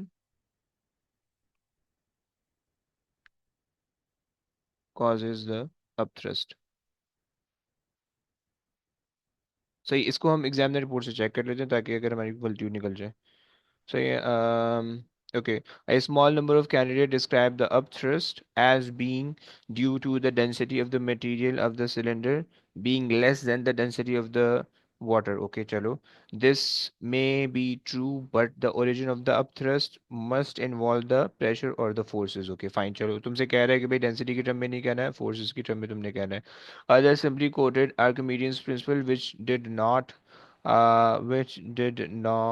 answer the question. A common misconception was that Newton's third law meant that the weight of the cylinder causes an equal and opposite force on the. Okay, fine. चलो सही हो गया. ये सारी गलत गलत misconception है, ये तुम नहीं इस्तेमाल कर सकते हो. सही है. चलिए आगे आ जाइए please. Explain why the weight of X must be reduced in order to obtain equilibrium for AB. Wait of the x. अच्छा जी, क्या कहेंगे आप? अच्छा, बाय द वे अब थ्रस्ट की डायरेक्शन बता सकती हो कौन सा? And downward. ओए, अब इसकी थ्रस्ट कह रही हो तो फिर ब्रो, थ्रस्ट का मतलब होता है कोई, मतलब कोई जो है ना ऐसा नो कोई नो पुश होता है. हाँ ऊपर. हाँ, अब थ्रस्ट अपवर्ड ही होता है. जी. ओके, सही है. अब थ्रस्ट ऊपर होता है, राइट. सो बेसिकली देखो, पहले कितनी पहले ये जो था सिलेंडर, ये 0.6 न्यूटन की फोर्स पे था, राइट. अब जब अब थ्रस्ट लग रहा होगा तो 0.6 न्यूटन तो वेट है, राइट. वो तो चेंज नहीं होगा, ऑब्वियस सी बात है. 0.6 न्यूटन जो उसका वेट है वो तो लग रहा है. लेट्स से हम ले लेते हैं 0.2 न्यूटन का अपथ्रस्ट ले लेते हैं. 0.2 न्यूटन का अपथ्रस्ट. रिजल्टेंट फोर्स इस पे कितनी लग जाएगी? रिजल्टेंट फोर्स लग रही है उसकी इस पे 0.4 की, राइट. तो अब जो इसका मोमेंट होगा, क्लॉकवाइज मोमेंट, वो कम हो गया है, right. So anti clockwise moment भी आपका स्मॉल होना चाहिए, और उसके लिए फिर आपको स्मॉलर फोर्स चाहिए होगी, राइट. क्या बोलते हो? ये राइट. 0.6 से आया. अबे मैं 0.6 ऊपर गिवन था ना. अच्छा. सही हो गया. अच्छा जनाब. सो इन्होंने कहा कि भाई explain why the weight X must be reduced. Sir हाँ जी. अब थ्रस्ट कभी भी वेट से ज्यादा नहीं हो सकती ना, या तो बराबर होगी या कम. हाँ जी. ज्यादा नहीं होती. अबे वो पानी के अंदर नहीं जाएगा, समझ रहे हो? अगर वो वेट से ज्यादा होगा, पानी के अंदर नहीं जाएगा, फिर वो पानी के ऊपर रहेगा ना, फ्लोट करता रहेगा. अब थोड़ा ज्यादा होने का मतलब ये है कि हम्म, बल्कि नहीं, ज्यादा हो सकती है. अब तो अगर ज्यादा होगी, यानी अगर ऑब्जेक्ट पानी के अंदर है, राइट, पानी के अंदर अगर ऑब्जेक्ट है, जितना नीचे जाओगे तब थ्रस्ट, मतलब पानी के अंदर अगर ऑब्जेक्ट है तो फिर उस पे अप थ्रस्ट वेट से अगर ज्यादा होगा तो वो ऊपर एक्सेलरेट करेगा, राइट. ये है, ये कॉन्सेप्ट है. सही. डिपेंड करता है कि पोजीशन पे डिपेंड करता है और सिनेरियो पे डिपेंड करता है. सही है. समझ रहे हो? जी. सो हम यहाँ पे लिख रहे हैं कि भाई up thrust reduces the force, um, reduces the resultant force on the cylinder. सही, पहली बात हो गई. which, सर ये 0.2 की वैल्यू आपने खुद से ली है ना? खुद से लिए, जी जी, समझाने के लिए. which reduces the अच्छा, which reduces, क्या कर रहा है? which reduces the anti clockwise moment, anti clockwise moment. सही है, ये हो गया. so clockwise moment should be reduced, right, um, to make it in equilibrium, to या मेंटेन. मैं लंबी थोड़ी सी लिख रहा हूँ. सही, इतनी लंबी लिख करने की जरूरत नहीं, मैं थोड़ी सी लंबी लिख रहा हूँ ताकि तुम्हें सेंस बन जाए, right. To maintain the equilibrium, the equilibrium. So weight of x has to reduced. Has to be reduced. Okay, clear हो गया बच्चों, क्लियर हो गया। अरे भैया स्टेशनरी, भाई स्टेशनरी वेव किसी का वीक है? किसी का स्टेशनरी वेव वीक है? स्टेशनरी वेव वीक है? एनीबडी? नोबडी? सर सब? वो सर जवाब की क्लास शुरू होने वाली है कब? मतलब अभी। अरे हाँ हाँ हाँ, बस ये एक दो क्वेश्चन ही बाकी हैं। दो क्वेश्चन बाकी हैं, दो या तीन क्वेश्चन बाकी हैं। करते हैं, बस एंड करते हैं, जल्दी जल्दी भगाते हैं। आज अभी कौन कर रहा है? हसाम जरा तुम कर लो। State the conditions required for the formation of stationary waves. हम्म, हाँ जी, क्या होगा? Same frequency. ओए, कुछ तो अच्छा सा कुछ बताओ। when two wave of the same type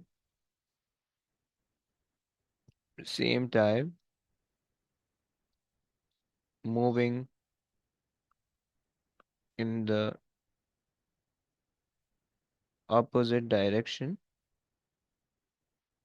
okay, moving in the opposite direction, um, having same frequency, wavelength and amplitude, सही है, and speed भी कह देते हैं, सही है। and जो condition है वो क्या है? moving in the opposite direction, okay, and superimpose and overlap, okay। चलो भाई, अच्छा इसको जल्दी से चेक करते हैं, फिर आगे हम चलते हैं। कोहेरेंट लिख सकते हैं, टू वे- कोहेरेंट वेव। वो हो जाएगा ना, सेम फ्रीक्वेंसी आ गई तो वो कोहेरेंसी आ गई, सही हो गया।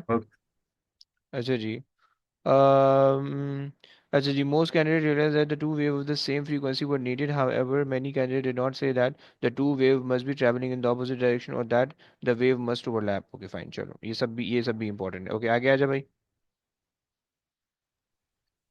One end of a string is attached to a vibrator. The string is stretched by passing the other end over a pulley and attaching a load as illustrated in figure 4.1. The frequency of vibration of the vibrator is adjusted to 250 Hz and a transverse wave travels along the string with a speed of 12 meters per second. The wave is reflected at the pulley and a stationary wave forms on the string. Figure 4.2 shows the string between points A and B at time t is equals to t1.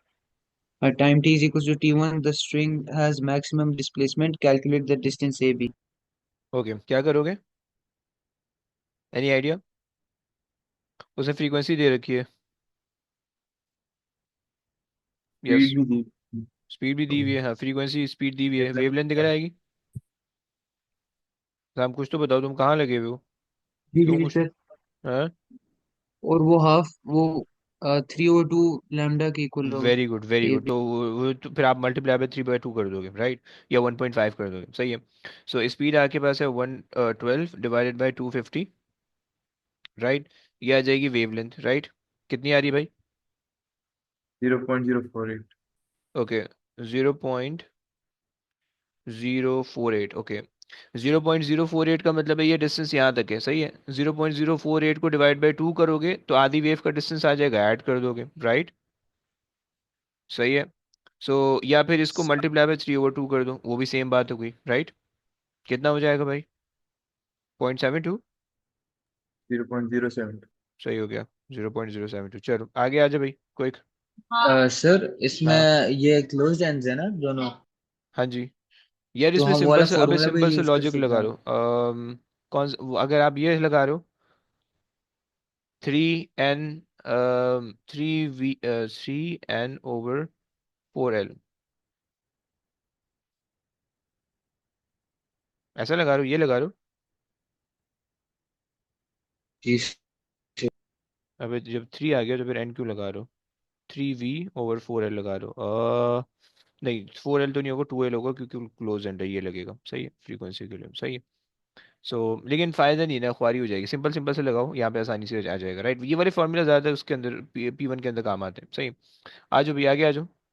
On figure 4.2, sketch the position of the string between A and B at times t is equals to t1 plus 2 milliseconds. Nice.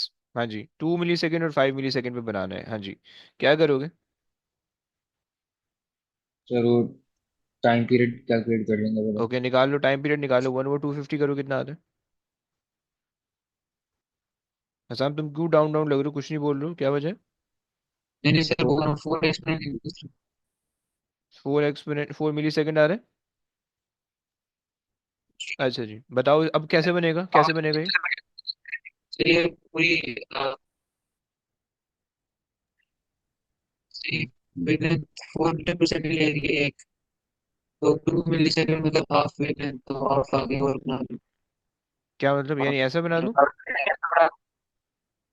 इसके आगे आप बना रहे तो फिर कैसे? हो जी sir, आप ऐसे ऐसे ही बनाऊं? आवाज क्यों सर कट रही है, अजीब सी आवाज हॉरिजॉन्टल आ रही लाइन है। बनी कि नहीं? आवाज सही करो। सर वो मेरे ख्याल से माइक इशू। अच्छा ओके। अच्छा ओके, ऐसे ही क्या जैसा नहीं, हाफ आगे की तरफ। सही हो गया। अच्छा, और कौन है बताने वाला? मुबीन, क्या कहते हो? कह रहा हूँ हॉरिजॉन्टल लाइन शायद बने। हॉरिजॉन्टल लाइन बनेगी, ओके, तुम ऐसा कह रहे हो। ओके, थोड़ा सा अजीब सा क्वेश्चन, इससे मुझे थोड़े लोगों से पूछना है। इब्राहिम, कुछ है आइडिया? सर वो 4 मिली सेकेंड है ना, तो सर एक मिनट। अच्छा चलो, सोच लो सोच लो। Rubaiyat, Rubaiyat, do you have any idea how the wave looks like?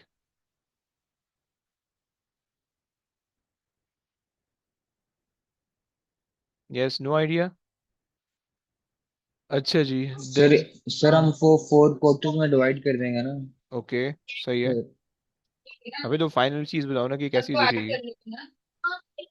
Sir वो मेरे दिमाग में नहीं आ रहा, लेकिन मुझे याद है कि वो ओके, आपने कराया था यस क्लास यस, में। वो होगा, वैसे ही होगा। अच्छा, फिर सबको तंग करने दो पहले।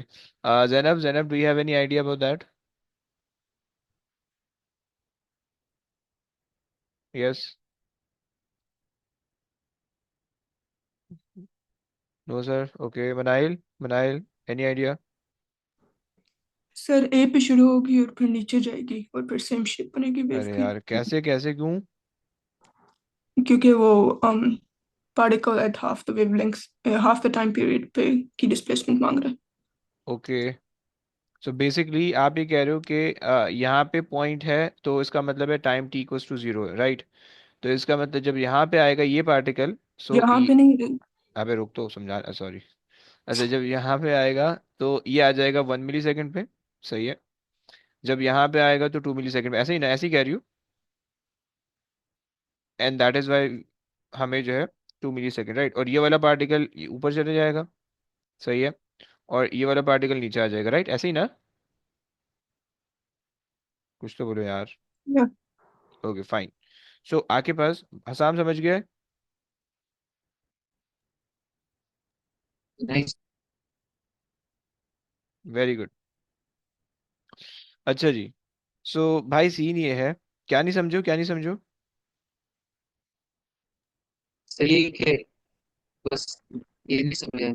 देखो हमारे पास जो अच्छा, और कितनों को नहीं समझ आया? मूवी समझ में आया?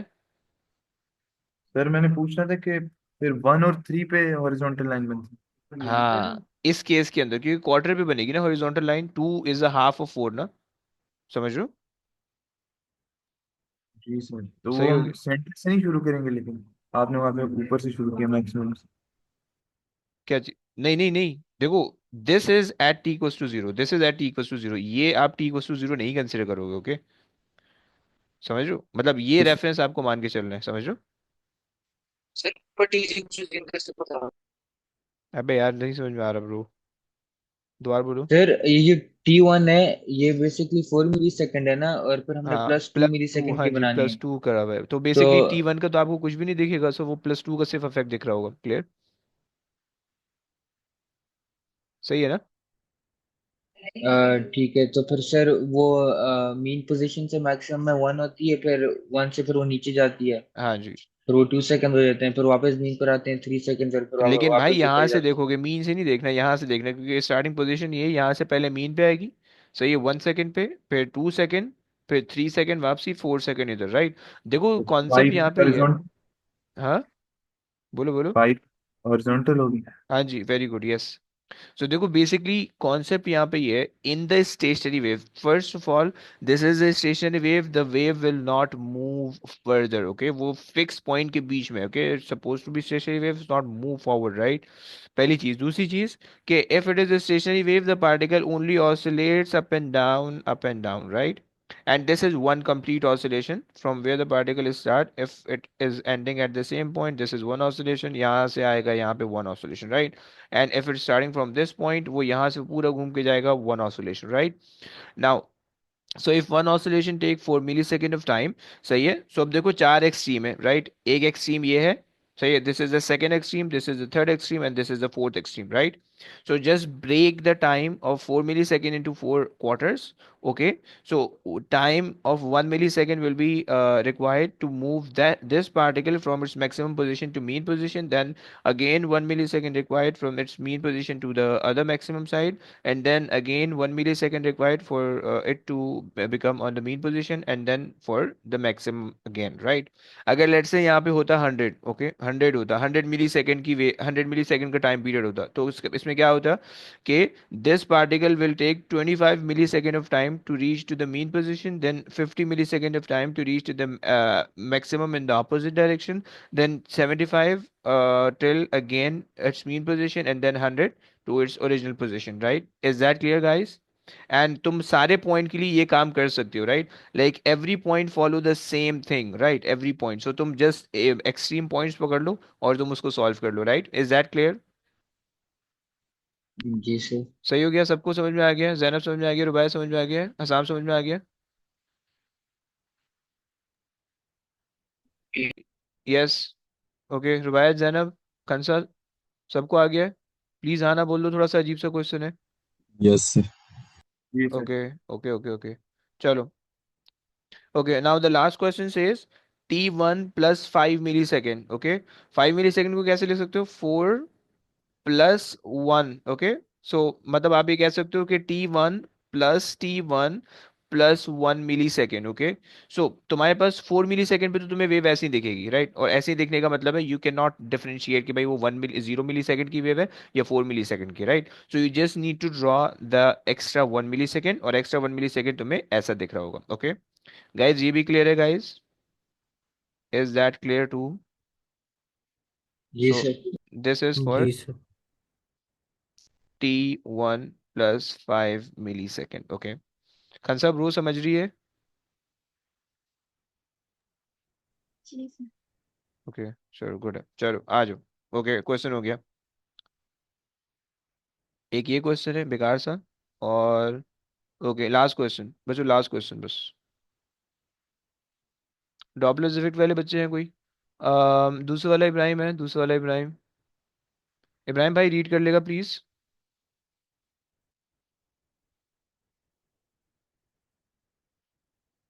इब्राहिम बच्चा रीड कर ले Describe यार। the Doppler effect. हम्म, क्या होता था, remember? So if the object is going away from you, the frequency decreases, wavelength increases. अबे डेफिनेशन क्या होगी? ओके फाइन फाइन, चेक करते हैं कि एक्सेप्टेबल है ही नहीं है, बट हम डेफिनेशन में ये लिखते हैं कि भाई apparent change, apparent change in the frequency of, apparent change in the frequency of, in the observed frequency कह दो, सही है, in the observed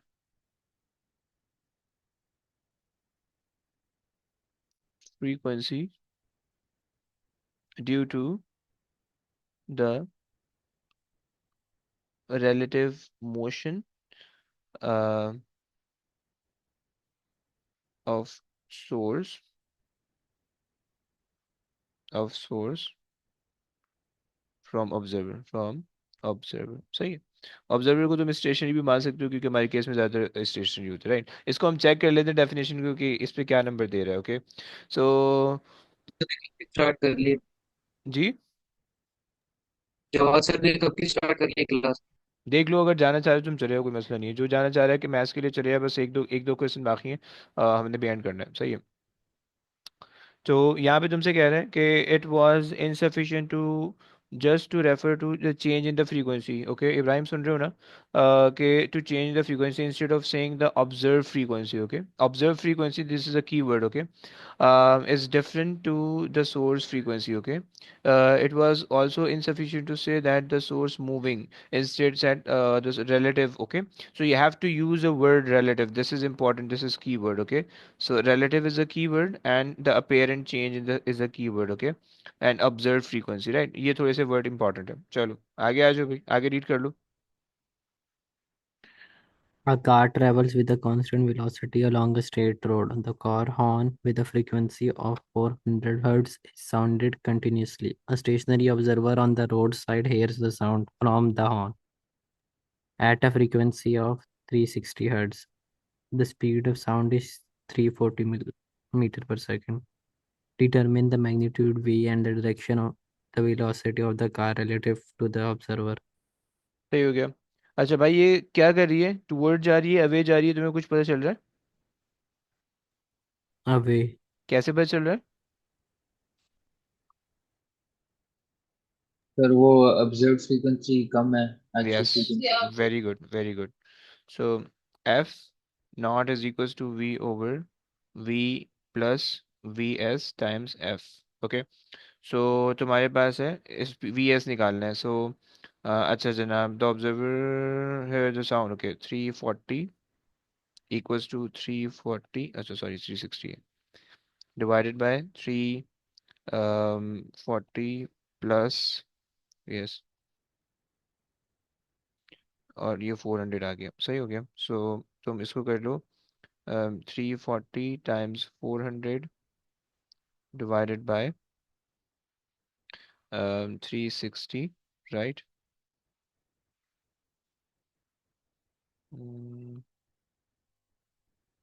okay, so 360 और यहाँ पे इसको पूरे को मूव कर दो, 340 plus V S, okay. So बस V S is equals to, इस पूरी चीज़ को तुम सब्ट्रैक्ट कर लोगे उससे, ये आ गया एन माइनस 340, सही है। कितनी आ रही है भाई? 37.77. 30, 37, 7.77. ओके 38 ले लेते हैं, तो ओके। और डायरेक्शन हो जाएगी away from the observer, away from observer, right. चलो जी आगे कर लेते हैं, सही है। और इसका आंसर क्या आ रहा है भाई? Away from the observer, fine. चलो भाई आगे आ जाओ, लास्ट क्वेश्चन है भाई। Rubaiyat, are you there? Rubaiyat, please read the question.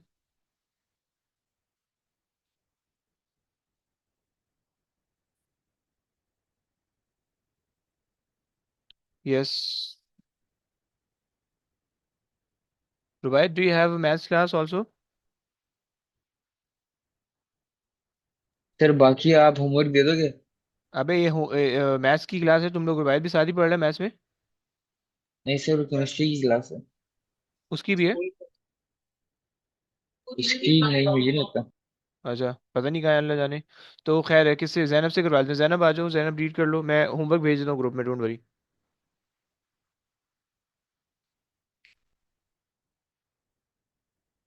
Zainab Zainab Zainab,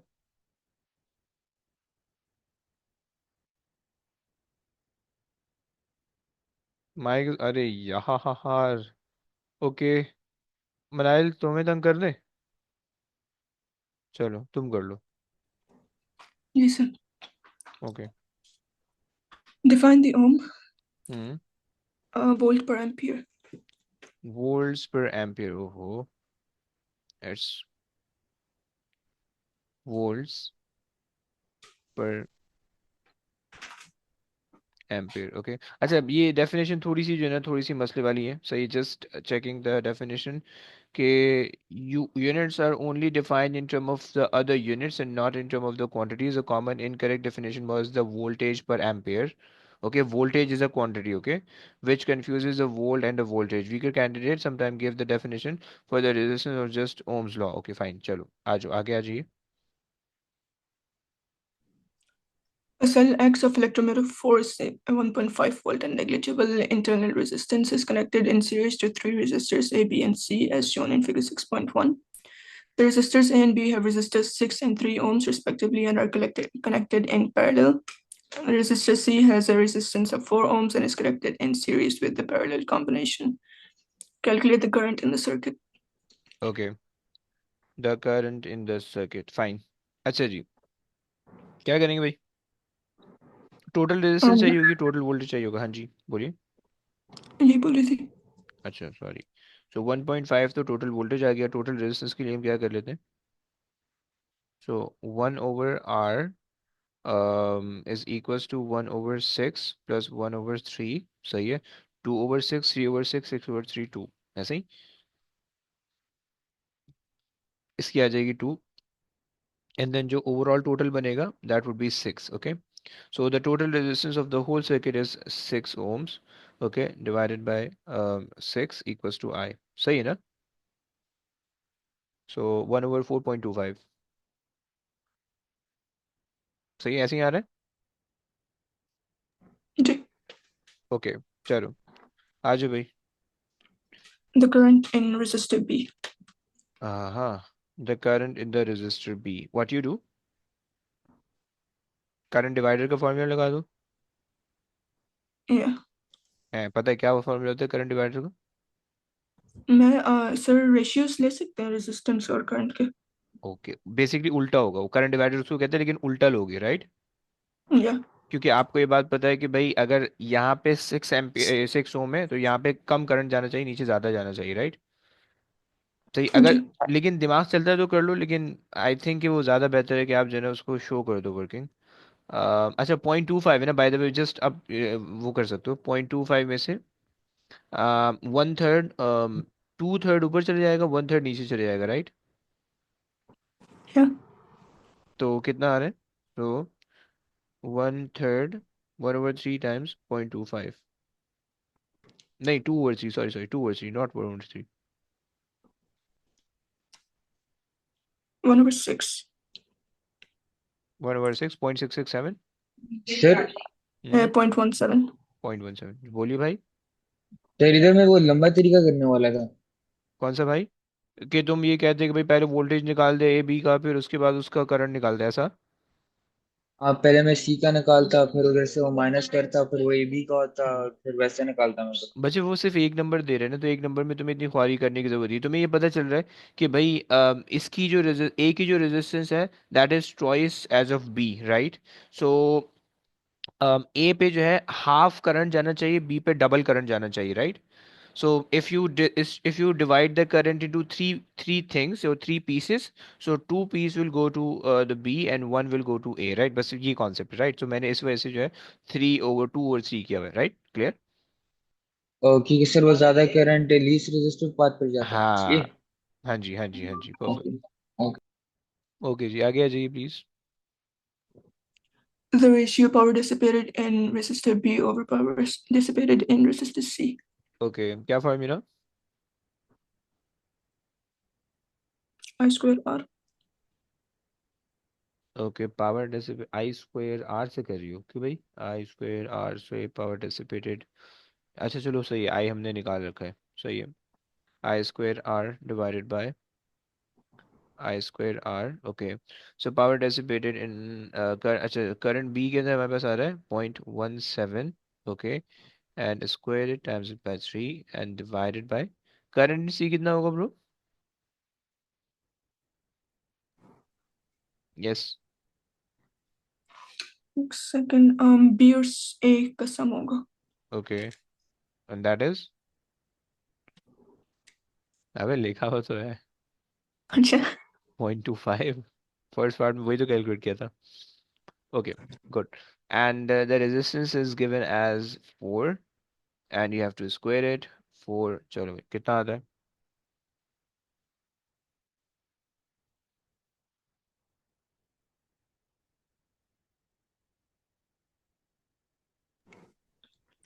0.3468.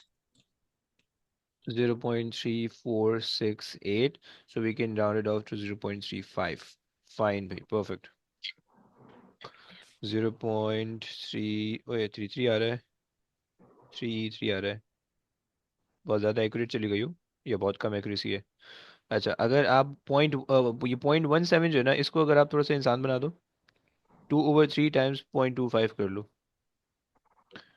2/3 times 0.25 कर लो तो देख लो कितना आता है बट आई थिंक वो एक्सेप्टेबल होना चाहिए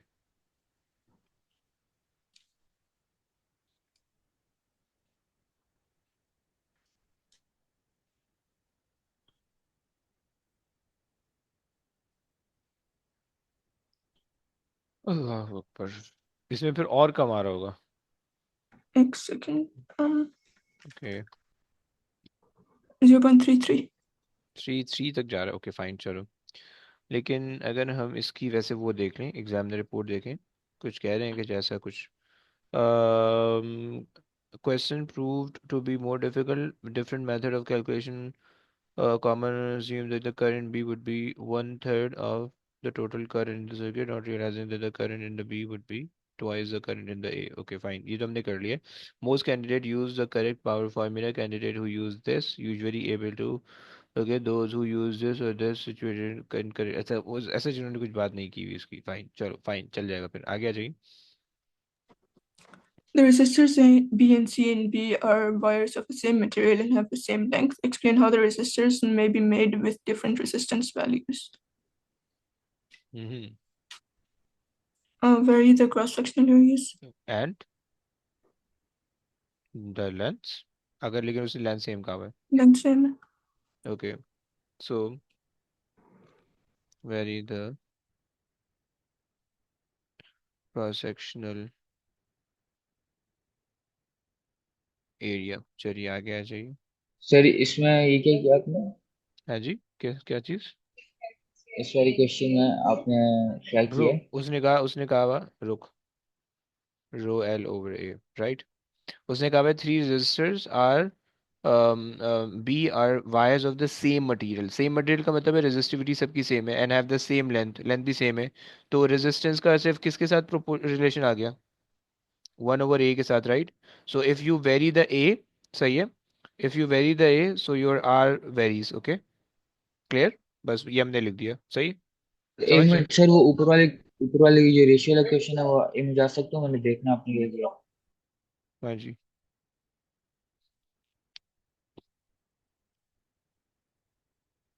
हो गया डन हाँ, जी सर ओके। चलो भैया आगे आ जाओ आगे आ जाइए please Calculate the ratio average drift speed in the charge carriers in resistor B over NC. Okay आपके ख्याल में करंट सेम होना चाहिए डिफरेंट होना चाहिए बी और सी में डिफरेंट होना चाहिए है ना Different, yeah. क्योंकि सीरीज में नहीं है अच्छा जनाब सही है सो लेकिन wire of the same material है so I over N A और Q and whole thing divided by I over N A Q सही है और इज इक्वल्स टू हमने कहा कि भाई V of B divided by V of C सही है एन से एन कैंसिल हो रहा है क्योंकि wire of the same material है ए कैंसिल नहीं होगा क्यू से क्यू कैंसिल हो जाएगा क्योंकि चार्ज कैरियर की वैल्यू सेम होने वाली है ओके सो करंट क्या के पास आ जाएगा करंट हमारे पास बी के अंदर था 0.1617 था या चलो थोड़ा सा वैल्यू चेंज आएगा खैर 1 I डिवाइडेड बाय यार रेजिस्टेंसेस की जुगाड़ बनानी पड़ेगी ओ सर मेरा ये वाला अक्सर गलत होता है ओके ओके कैलकुलेशन जब कर रहा होता हूँ। अभी रुको ना सीधा करते हैं इसको इंसान बनाते पहले उसकी बात करेंगे मिनाल कुछ तो बोलो यार क्या करेंगे इसमें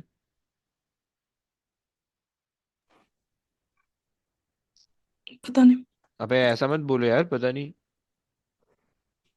मैं तुम्हारे हाथ से बैठा हुआ हूँ। IB/IC, सच्ची नहीं पता। Not sure. कम ऑन, कुछ तो तुक्का ही लगा दो। AC/AB। अबे ऊपर फॉर्मूला लिखा हुआ है ना, उससे कर लेना ब्रो। कौन सा फॉर्मूला? नहीं, रेजिस्टेंस दे रखी है ना, रेजिस्टेंस का रेशो यहाँ पे ले लेंगे, वहां से एरिया आ जाएगा नहीं। Yeah. सो ये बन गया, सही है। देखो रेशो पहले इंसान बना लो, सही है, वो पूरी इमारतें बनी हुई होती है ना, तो फिर उसको बनाना ज़्यादा हो जाता है, राइट। सो अब आपको पता है कि भाई आर, अच्छा जी, RB/AB is equals to RC/AC, right? Because rho and L are the same, right? So मैंने just constant को equate कर रही है, right? So I want AC/AB. So RB/RC is equals to AC/AB। ये इतने बदतमीज लोग हैं, 2 नंबर में देखो हमसे गधा मजदूरी करा रहे हैं, इनको जो है ना क़यामत के दिन पकड़ लेंगे हम। इनको तो खैर बहुत सी चीज़ों में हमने पकड़ना है। अच्छा जी, खैर, सो अच्छा 4B, RB इज 4 एंड अच्छा B is 3 and C is 4, okay. B is 3 and C is 4, सही हो गया। चलो सो यहाँ पे हम रख देते हैं भाई, यहाँ पे वैल्यूज रख दो भाई। IB, करंट इन B हमारे पास आया था 0.17, सही है।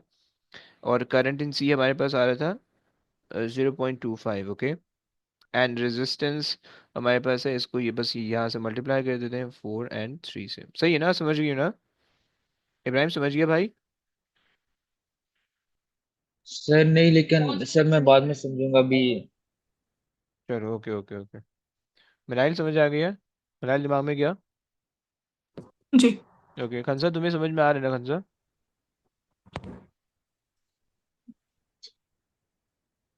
यार इतने प्यार से जी बोलियो, आवाज ही नहीं आती। अच्छा फाइन, ओके। ओके समझ गया समझ गया, ओके कितना आ रहा है, कुछ वैल्यूज बताओ। 0.51। 0.51, रुबाइज आर यू गेटिंग? 0.50 आ रहा है, 51, चलो काम चला लेंगे। सर, क्यू और आर रिलेटेड नहीं होते? क्यू? कौन सा क्यू, चार्ज वाला? जी। क्यू और आर नहीं। नहीं, आर नहीं, I. Q, like, yeah, the charge value or I. Charge value is not related. Number of charge is related with the current, right? Charge values are is a constant ना, समझ sir रहे हो ना? Resistance आपने कैसे substitute किया उसको, मतलब करंट था ना? अच्छा एक बात बताओ, एक मिनट मनाइल, तुम्हें समझ में आया जो आप पूछ रहे हो? जी जी। Okay fine. अच्छा जी ओके, कंसब आ जाओ यहाँ पे आ जाओ। आप कह रही हो, अच्छा ये बताओ, ये वाली चीज़ कैसे समझ में आती है? जी, ये समझ आ गई। ओके सो हमें IB और IC तो हमें पता है, राइट। IB हमने पिछले वाले पार्ट में निकाल लिया भाई, IC हमने यहाँ पे निकाल लिया, उसकी वैल्यू हमने डायरेक्ट उठा के डाल दी, right.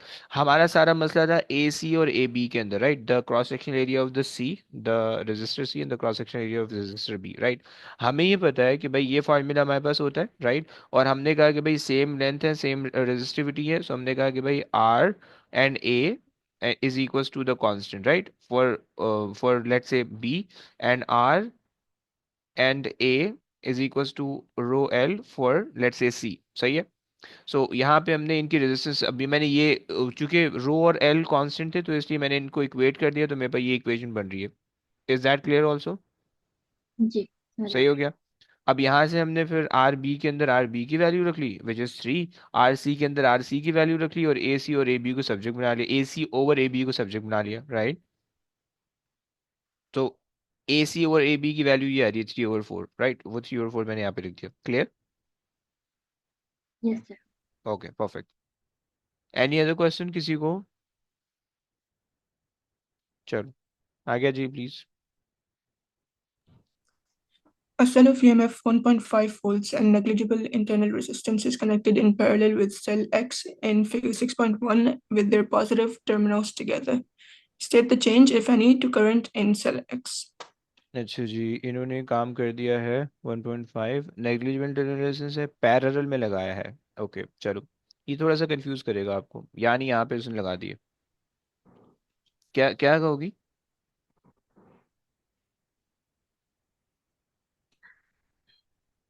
I don't think so, शायद इसका आंसर आए, शायद थोड़ा सा अजीब से। खैर, यस, व्हाट यू से? आई थिंक डिक्रीज होगा। करंट डिक्रीज होगा? कितना? कितना? Any I'm idea? not कोई sure. हवाई फायरिंग, कोई धमाका? डिक्रीज सर होना ही सेम है एंड सारा तो नहीं। सेम एंड है तो कैंसिल होकर जीरो हो जाएगा, ऐसा बोल रहे तो जी हो? अरे वेरी गुड। और वो सीरीज में होता है ब्रो, पैरल में नहीं होता। अच्छा जी, और कोई आइडिया खंसा, कुछ आइडिया, कुछ खुराफात? Next. नहीं? अच्छा देखो, याद रखो, पैरल के अंदर थोड़ी सी कहानी, आपने अच्छा गेस किया है। State the change if any two the current. Bye the वे, हम अगर डिक्रीज लिखें तो आई थिंक चल जाना चाहिए, बट आई थिंक वो बिल्कुल एग्जैक्ट वैल्यू मांगेगा, क्योंकि यहाँ पे एग्जैक्ट वैल्यू आप दे सकते हो। ओके, कैसे कैसे? आ जाओ, सुन लो, लॉजिक सुन लो, देखो। तुम्हें ये बात पता है, तुम्हें ये बात पता है कि भाई अगर तुम्हारे पास दो बैटरी सीरीज के अंदर कनेक्टेड है, राइट, लाइक दिस, सही है, और इस तरह से इस कॉम्बिनेशन में कनेक्टेड है, तो तुम क्या करोगे कि उनके पोटेंशियल्स ऐड करते हो, राइट? अगर ये V1 है, ये V2 है, सो you just add the two potentials, right? ऐसे ही करते हो, सही हो गया। अगर तो तुम्हारे सर ये पास, डिफरेंट एंड्स है ना? अबे रोक तो, प्लस अबे पहले ये तो समझाने दे। सही है, पहले तो ये समझो, पहले तो ये समझो, सीरीज वाला, सही है, series with same ends, right? मतलब ये आपका पॉजिटिव है, ये नेगेटिव है, ये पॉजिटिव है, ये नेगेटिव है, राइट? दोनों ऐड हो जाएंगे स्ट्रेट अवे, राइट? अगर दो बैटरीज इस तरह से आ रही हैं, सही है, अगर जो दो बैटरीज इस तरह से आ रही हैं कि दोनों के यहाँ पे नेगेटिव टर्मिनल एक साथ आ गए एंड पॉजिटिव एक साथ आ गए, राइट? अब क्या होगा कि तुम्हें पता है कि भाई तुम्हारे पास this become V1 minus V2, राइट? या V2 माइनस V1 करोगे, डिपेंडिंग अपॉन कि तुम्हारी डायरेक्शन क्या तुमने ली हुई है, राइट? सही हो गया। पहले वाले केस के अंदर तुम्हारा वोल्टेज डबल हो रहा है या तुम्हारा वोल्टेज एड अप हो रहा है, right? So the end up power supply वो बहुत ज़्यादा हो जाएगी, power in the circuit, power in the circuit being delivered वो बहुत ज़्यादा हो जाएगा, करंट इंक्रीज हो जाएगा, राइट? पहले केस के अंदर। दूसरे केस के अंदर देखो, दोनों सीरीज के अभी मैं बता रहा हूँ, पहले पे नहीं जा रहा हूँ, राइट? सीरीज के अंदर ये है, कि अच्छा दूसरा वाला अगर तुम ऑपोजिट पोलैरिटी में लगाओगे तो तुम्हारे पास क्या होगा कि तुम्हारे पास जो है सब्ट्रैक्शन होगा, सही है, तो वोल्टेज कम सर्किट के अंदर ड्रॉप होगा और तुम्हारे पास पावर कम हो जाएगी, राइट? अच्छा, you can very the voltage V1 V2 दोनों की अलग अलग वैल्यू हो सकती है। ओके बच्चों, यहाँ तक समझ में आता है? Manail Khansa, Ibrahim Rubaid, everything is clear? Sir second वाला फिर से एक्सप्लेन कर दोगे? कम वोल्टेज होगा तो कम रेजिस्टेंस होगी ना? रेजिस्टेंस को नहीं देखो ना, कम वोल्टेज होगा तो कम पावर सप्लाई होगी, रेजिस्टेंस तो एक्सटर्नल सर्किट से रिलेटेड है, राइट? सही है। सो कम अगर तो V1 है, लेट्स से 10 है, V2 20 है, सो ये माइनस करोगे तो 10 बच जाएगा, राइट?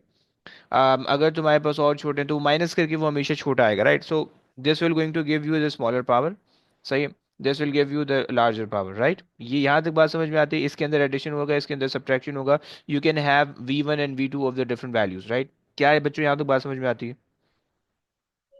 जी तो सर करंट डिक्रीज होगा ना? करंट इसके अंदर कम होगा, इसके अंदर ज्यादा होगा, सही हो गया? ठीक है ठीक है। सही हो गया, यहाँ तक सबको क्लियर है? नाइल, इब्राहिम, खंसा, एवरीवन?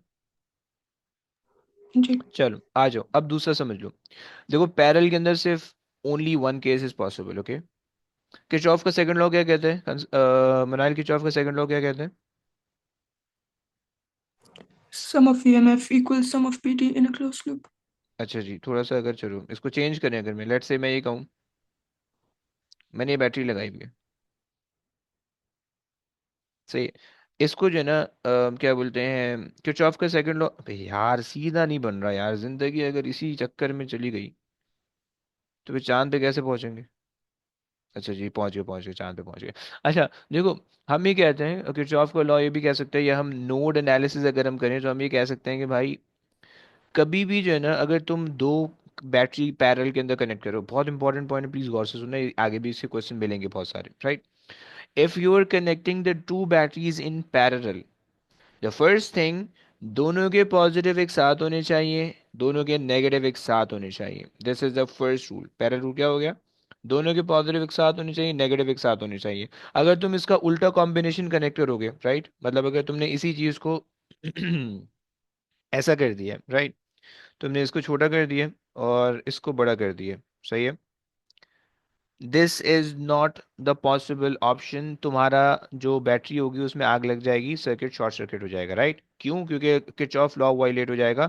हम ये कहते हैं कि भाई किसी भी एक नोड पे एक अमाउंट में वोल्टेज आने चाहिए, दो वोल्टेज नहीं आने चाहिए, राइट। जैसे कि सर्किट के अंदर देखो, अगर आप यहाँ पे हो, राइट, इस नोड पे किसी भी एक नोड की बात करो, so if you are picking this node और this junction, okay, so at this junction you should have only one value, okay.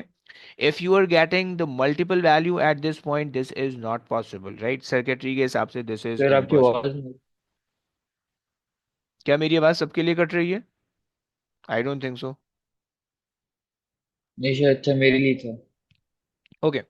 So देखो, नोड या एट एनी जंक्शन वोल्टेज की वैल्यू फिक्स होने वाली है, ओके। वोल्टेज की दो value एक जंक्शन पे नहीं आ सकती, सही हो गया। अब मतलब क्या है, अगर मैं यहाँ पे 1.5 की बैटरी लगाऊं, पहले ऊपर वाली बैटरी, ये वाली बैटरी लो, अगर मैं यहाँ पे 1.5 की बैटरी लगाऊं और यहाँ पे 1 वोल्ट की बैटरी लगाऊं, logically this combination is not possible, पहली चीज, ओके। मनाइल क्या समझती हो, ये बात समझ में आ रही है? जी। पॉसिबल इसलिए नहीं है क्योंकि 1.5 वोल्ट अगर ये है तो इसका मतलब है कि इस जंक्शन पे 1.5 वोल्ट आ रहा है इस बैटरी से, और इस बैटरी से 1 वोल्ट आ रहा है, राइट। कॉन्ट्रडिक्शन होगा, आग लग जाएगी, शॉर्ट सर्किट हो जाएगा, राइट। Is that clear? सो जब भी आप पैरेलल के अंदर दो बैटरीज कनेक्ट कर रहे हो, this is the only possibility that आपकी जो बैटरीज होंगी वो एग्जैक्टली सेम वोल्टेज वैल्यू होनी चाहिए, exactly same voltage value, right, जो कि अचीव करना बहुत मुश्किल है, राइट। सो हम पैरेलल में कभी भी बैटरी नहीं लगाते, ओके। सो पहली चीज क्या, पैरेलल रूल क्या हुआ कि if you are connecting the two batteries in parallel, so both the battery should be of exactly same voltage, पहली चीज होगी, राइट। दूसरी चीज, अगर एक बैटरी जब थी, when you have one battery and it is contributing let's say 0.25 of the current, सही है। So when you put in two batteries, so दोनों बैटरी मिल के 0.25 करंट को कंट्रीब्यूट करेंगे, which mean from a single battery यहां से 0.125 का करंट विड्रॉ होगा, ओके। Manail, is that clear? Yes. सही हो गया। So if you are connecting the two batteries in parallel, so the first rule is कि दोनों के टर्मिनल सेम होने चाहिए, एक ही साथ कनेक्ट करोगे, राइट। मतलब दोनों के पॉजिटिव पॉजिटिव एक साथ आएंगे, नेगेटिव नेगेटिव एक साथ आएंगे, पहली चीज। दूसरी चीज कि the two batteries should always have the same terminal, same potential difference, right. तीसरी चीज, अम, एक बैटरी सर्किट के अंदर जितना भी करंट डिलीवर कर रही थी, when you put in the two batteries, so दोनों बैटरी शेयरिंग करके सर्किट के अंदर सेम करंट ड्रॉप करेंगी, राइट। एक बैटरी हाफ करंट, दूसरा बैटरी हाफ करंट, तो दोनों एड अप होके वो फुल पूरा करंट देंगी, राइट। इससे फायदा तुम्हें ये होगा कि सर्किट की जो बैटरीज होंगी ना, उनका टाइम बढ़ जाएगा, they will last longer, okay. Is that clear? ये आगे जाके कॉन्सेप्ट बहुत दफा आएगा, सही, मैंने यहाँ पे एक दफा समझा दिया, सही है। तो अगर बार बार आगे आता है तो तुम इसको यहाँ से रिकॉल कर सकते हो, 2017 का पेपर है, 21, वहां से तुम वीडियो देख सकते हो जाके, सही है। अच्छा जी, खैर, तो तुम अब यहाँ पे मैं इसलिए कहता कि एग्जैक्टली फिक्स वैल्यू आप दे सकते हो, सही है। सो फिक्स वैल्यू आप कह सकते हो कि आप ये कह सकते हो 0.125, ओके, क्योंकि आपको पता है कि भाई पूरे सर्किट के अंदर जो करंट है दैट इज 0.25, ओके। क्लियर हो गया? मेरा क्लियर है? सर टोटल वोल्टेज सर्किट में सेम रहेगी ना? बिल्कुल सेम रहेगी, वो 1.5 से ज्यादा नहीं हो सकती, राइट। ओके। चलो आगे आ जाइए। एंड रेजिस्टेंस सी? इस पे सेम रहेगा, इस पे कुछ भी नहीं होगा, राइट, क्योंकि टोटल सेम। करंट पे कोई फर्क नहीं पड़ रहा, राइट। चलो, लास्ट क्वेश्चन। लास्ट क्वेश्चन कौन कराएगा? सर अफजल। बोलो। ऊपर वाले क्वेश्चन में सर आप जब सीरीज में जब वो दो बैटरीज आ जाती हैं, हम्म। मतलब इधर तो आपने एक साथ लगाई हुई है ना, जब वो एक साथ नहीं होती, ऊपर नीचे होती हैं, तो उसका एग्जांपल के साथ बता देंगे कि हम कैसे देखेंगे इसमें प्लस और माइनस कब करें। नहीं हाँ, मतलब ये, लेकिन जब वो सीरीज में होती हैं, मतलब सीरीज में दो बैटरीज लगी हुई हैं ऊपर नीचे। सीरीज में नहीं हो सकते ना, वो पैरेलल कॉम्बिनेशन बनेगा, वो सीरीज नहीं बन सकता कभी, ऊपर नीचे सीरीज में नहीं हो सकता वो, सर राइट। मतलब मतलब इंटरनल रेजिस्टेंस के साथ। देखो वो कॉम्बिनेशन इसी तरह से बनेगा, वो कॉम्बिनेशन उसके अलावा नहीं बन सकता, सही है। मतलब अगर आप ये हाँ बना सर रहे हो, सही है, ये एक इंटरनल रेजिस्टेंस बनाई आपने, ये आपने इंटरनल रेजिस्टेंस बना दी। सही है, सही है। अब ये पूरा सर्किट है, सही है, और ये सीरीज में लगी हुई है, बैटरी पैरेलल के अंदर नहीं है, ओके। और ये जी जी जी, यही कह ऑपोजिट रहा था। पोलैरिटी में ये नेगेटिव सब्ट्रैक्ट होंगी, सही है, सही हो गया। बस अच्छा, ये मतलब सिंपल सा ऑपोजिट में सब्ट्रैक्ट हो रहे ऑपोजिट हैं, पोलैरिटी के तो अंदर ही इससे सब्ट्रैक्ट होंगी, वैसे हाँ जी। दो से ज्यादा लग सकती हैं? हाँ लग सकती है, बिल्कुल लग सकती है। तीन चार भी लग सकती हैं, मतलब सीरीज में? जितने भी लगाना चाहो आप लगा सकते हो सीरीज के अंदर। तो सर फिर अगर दो से ज्यादा होंगी, फिर कैसे हम पोलैरिटी को चेक करें? इसी तरह से चेक करोगे, अगर आपके पास ये सर्किट है, सही है,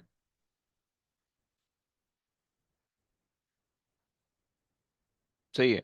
सो अब ये पॉजिटिव है, ये नेगेटिव है, ये पॉजिटिव है, ये नेगेटिव है, इसका ये नेगेटिव है, सही है, ये पॉजिटिव है, सही है। करंट अगर यूं फ्लो करोगे, यहाँ पे पॉजिटिव सेंटर हो रहा है, यहाँ पे भी पॉजिटिव सेंटर हो रहा है, यहाँ पे नेगेटिव सेंटर हो रहा है, इसका मतलब है कि भाई ये दो, एक इनकी सेम पोलैरिटी है, उनकी ऑपोजिट पोलैरिटी है, बस। सही हो अच्छा, गया। तो पहले माइनस करूंगा फिर ऐड करूंगा? उन दोनों को यानी इसको और इसको ऐड कर लेते और उसको सब्ट्रैक्ट कर लेते, राइट, बस ये हो जाएगा। ओके ओके, सही सही हो गया, सही। बस ये कॉन्सेप्ट है, ओके। आखिरी क्वेश्चन है, आज अभी खन से रीड कर लोगी please. The quark model to show that the charge on the proton is plus e. तो अप डाउन होता है। ओके आई, ओए, अप डाउन ना, हम्म, और आपका चार्ज आप लोगे 2/3 2/3 plus 2/3 minus 1/3, that gives you 1 e, 1। Okay. Neutron के लिए क्या था? Up down down, down. Good. So up minus 1/3 minus 1/3 is will give you 0, okay। आ गया जी। Nucleus of 90. Oh, sorry. Decays by the emission of beta particle. A nucleus of ये क्या था? Copper. Decays copper by है, the अरे emission भैया याद है। of a beta plus particle in figure 7.1 state the nucleon number and proton number for the nucleus produced in each of these decays processes. Decay सही है। B minus में तो nucleon same रहेगा, सही हो गया, प्रोटॉन प्लस हो जाएगा। ओके। इससे द न्यूक्लियर नंबर, बट हमें हमें नंबर वैल्यूज बतानी होगी ना। हम्म, सो यहाँ पे 90 90 रहेगा, 90 और 90, सही है। और आप वहाँ पे 38 से बीटा नेगेटिव के अंदर 39 हो जाता है, सो ये प्रोटॉन एक इंक्रीज हो जाता है, वहाँ पे 37 हो जाएगा, नहीं सॉरी 29 है, सो 28 हो जाएगा, सही है। क्लियर हुआ ना, yes. आगे आ State the जाइए। name of the force responsible for beta decay. Yes, नहीं, weak nuclear force always keep in mind, ये- न्यूक्लियर फोर्स, ओके आगे आ जाओ। State the names of the electrons produced in each of the decay processes. Beta Electron negative के अंदर, और वो neutrino, anti ओए, न्यूट्रिनो, एंटी न्यूट्रिनो, न्यूट्रिनो और बीटा प्लस प्लस न्यूट्रिनो। और इसके अंदर न्यूट्रिनो, सही हो गया, चलो बस। अच्छा जी, हमने मई जून कर लिया 2017, सही है। होमवर्क सुनते जाओ भाई, कल की कहानी में आप लोगों ने करके आना है जून, नहीं जून में नहीं, मार्च करोगे, सही है, मार्च 2017 एंड देन 22, ओके। ये आप लोगों का होमवर्क है, सही है। और बस, चलो। और फिर अगले वीक के अंदर जो है थोड़ा सा ज़्यादा होमवर्क मिलने वाला है, सही, क्योंकि अक्टूबर नवंबर के नहीं, विंटर अक्टूबर नवंबर होगा, और मई जून के समर के चार दो पेपर होंगे, विंटर के दो पेपर होंगे अक्टूबर नवंबर के, सही है, 2006 के, चलो। बस अब आज की कहानी तक रखते हैं, अब इंशाल्लाह कल की क्लास में मुलाकात होगी, चलें। ओके गाइस, टेक केयर, हाफिज़ बच्चों, Officer. हाफिज़।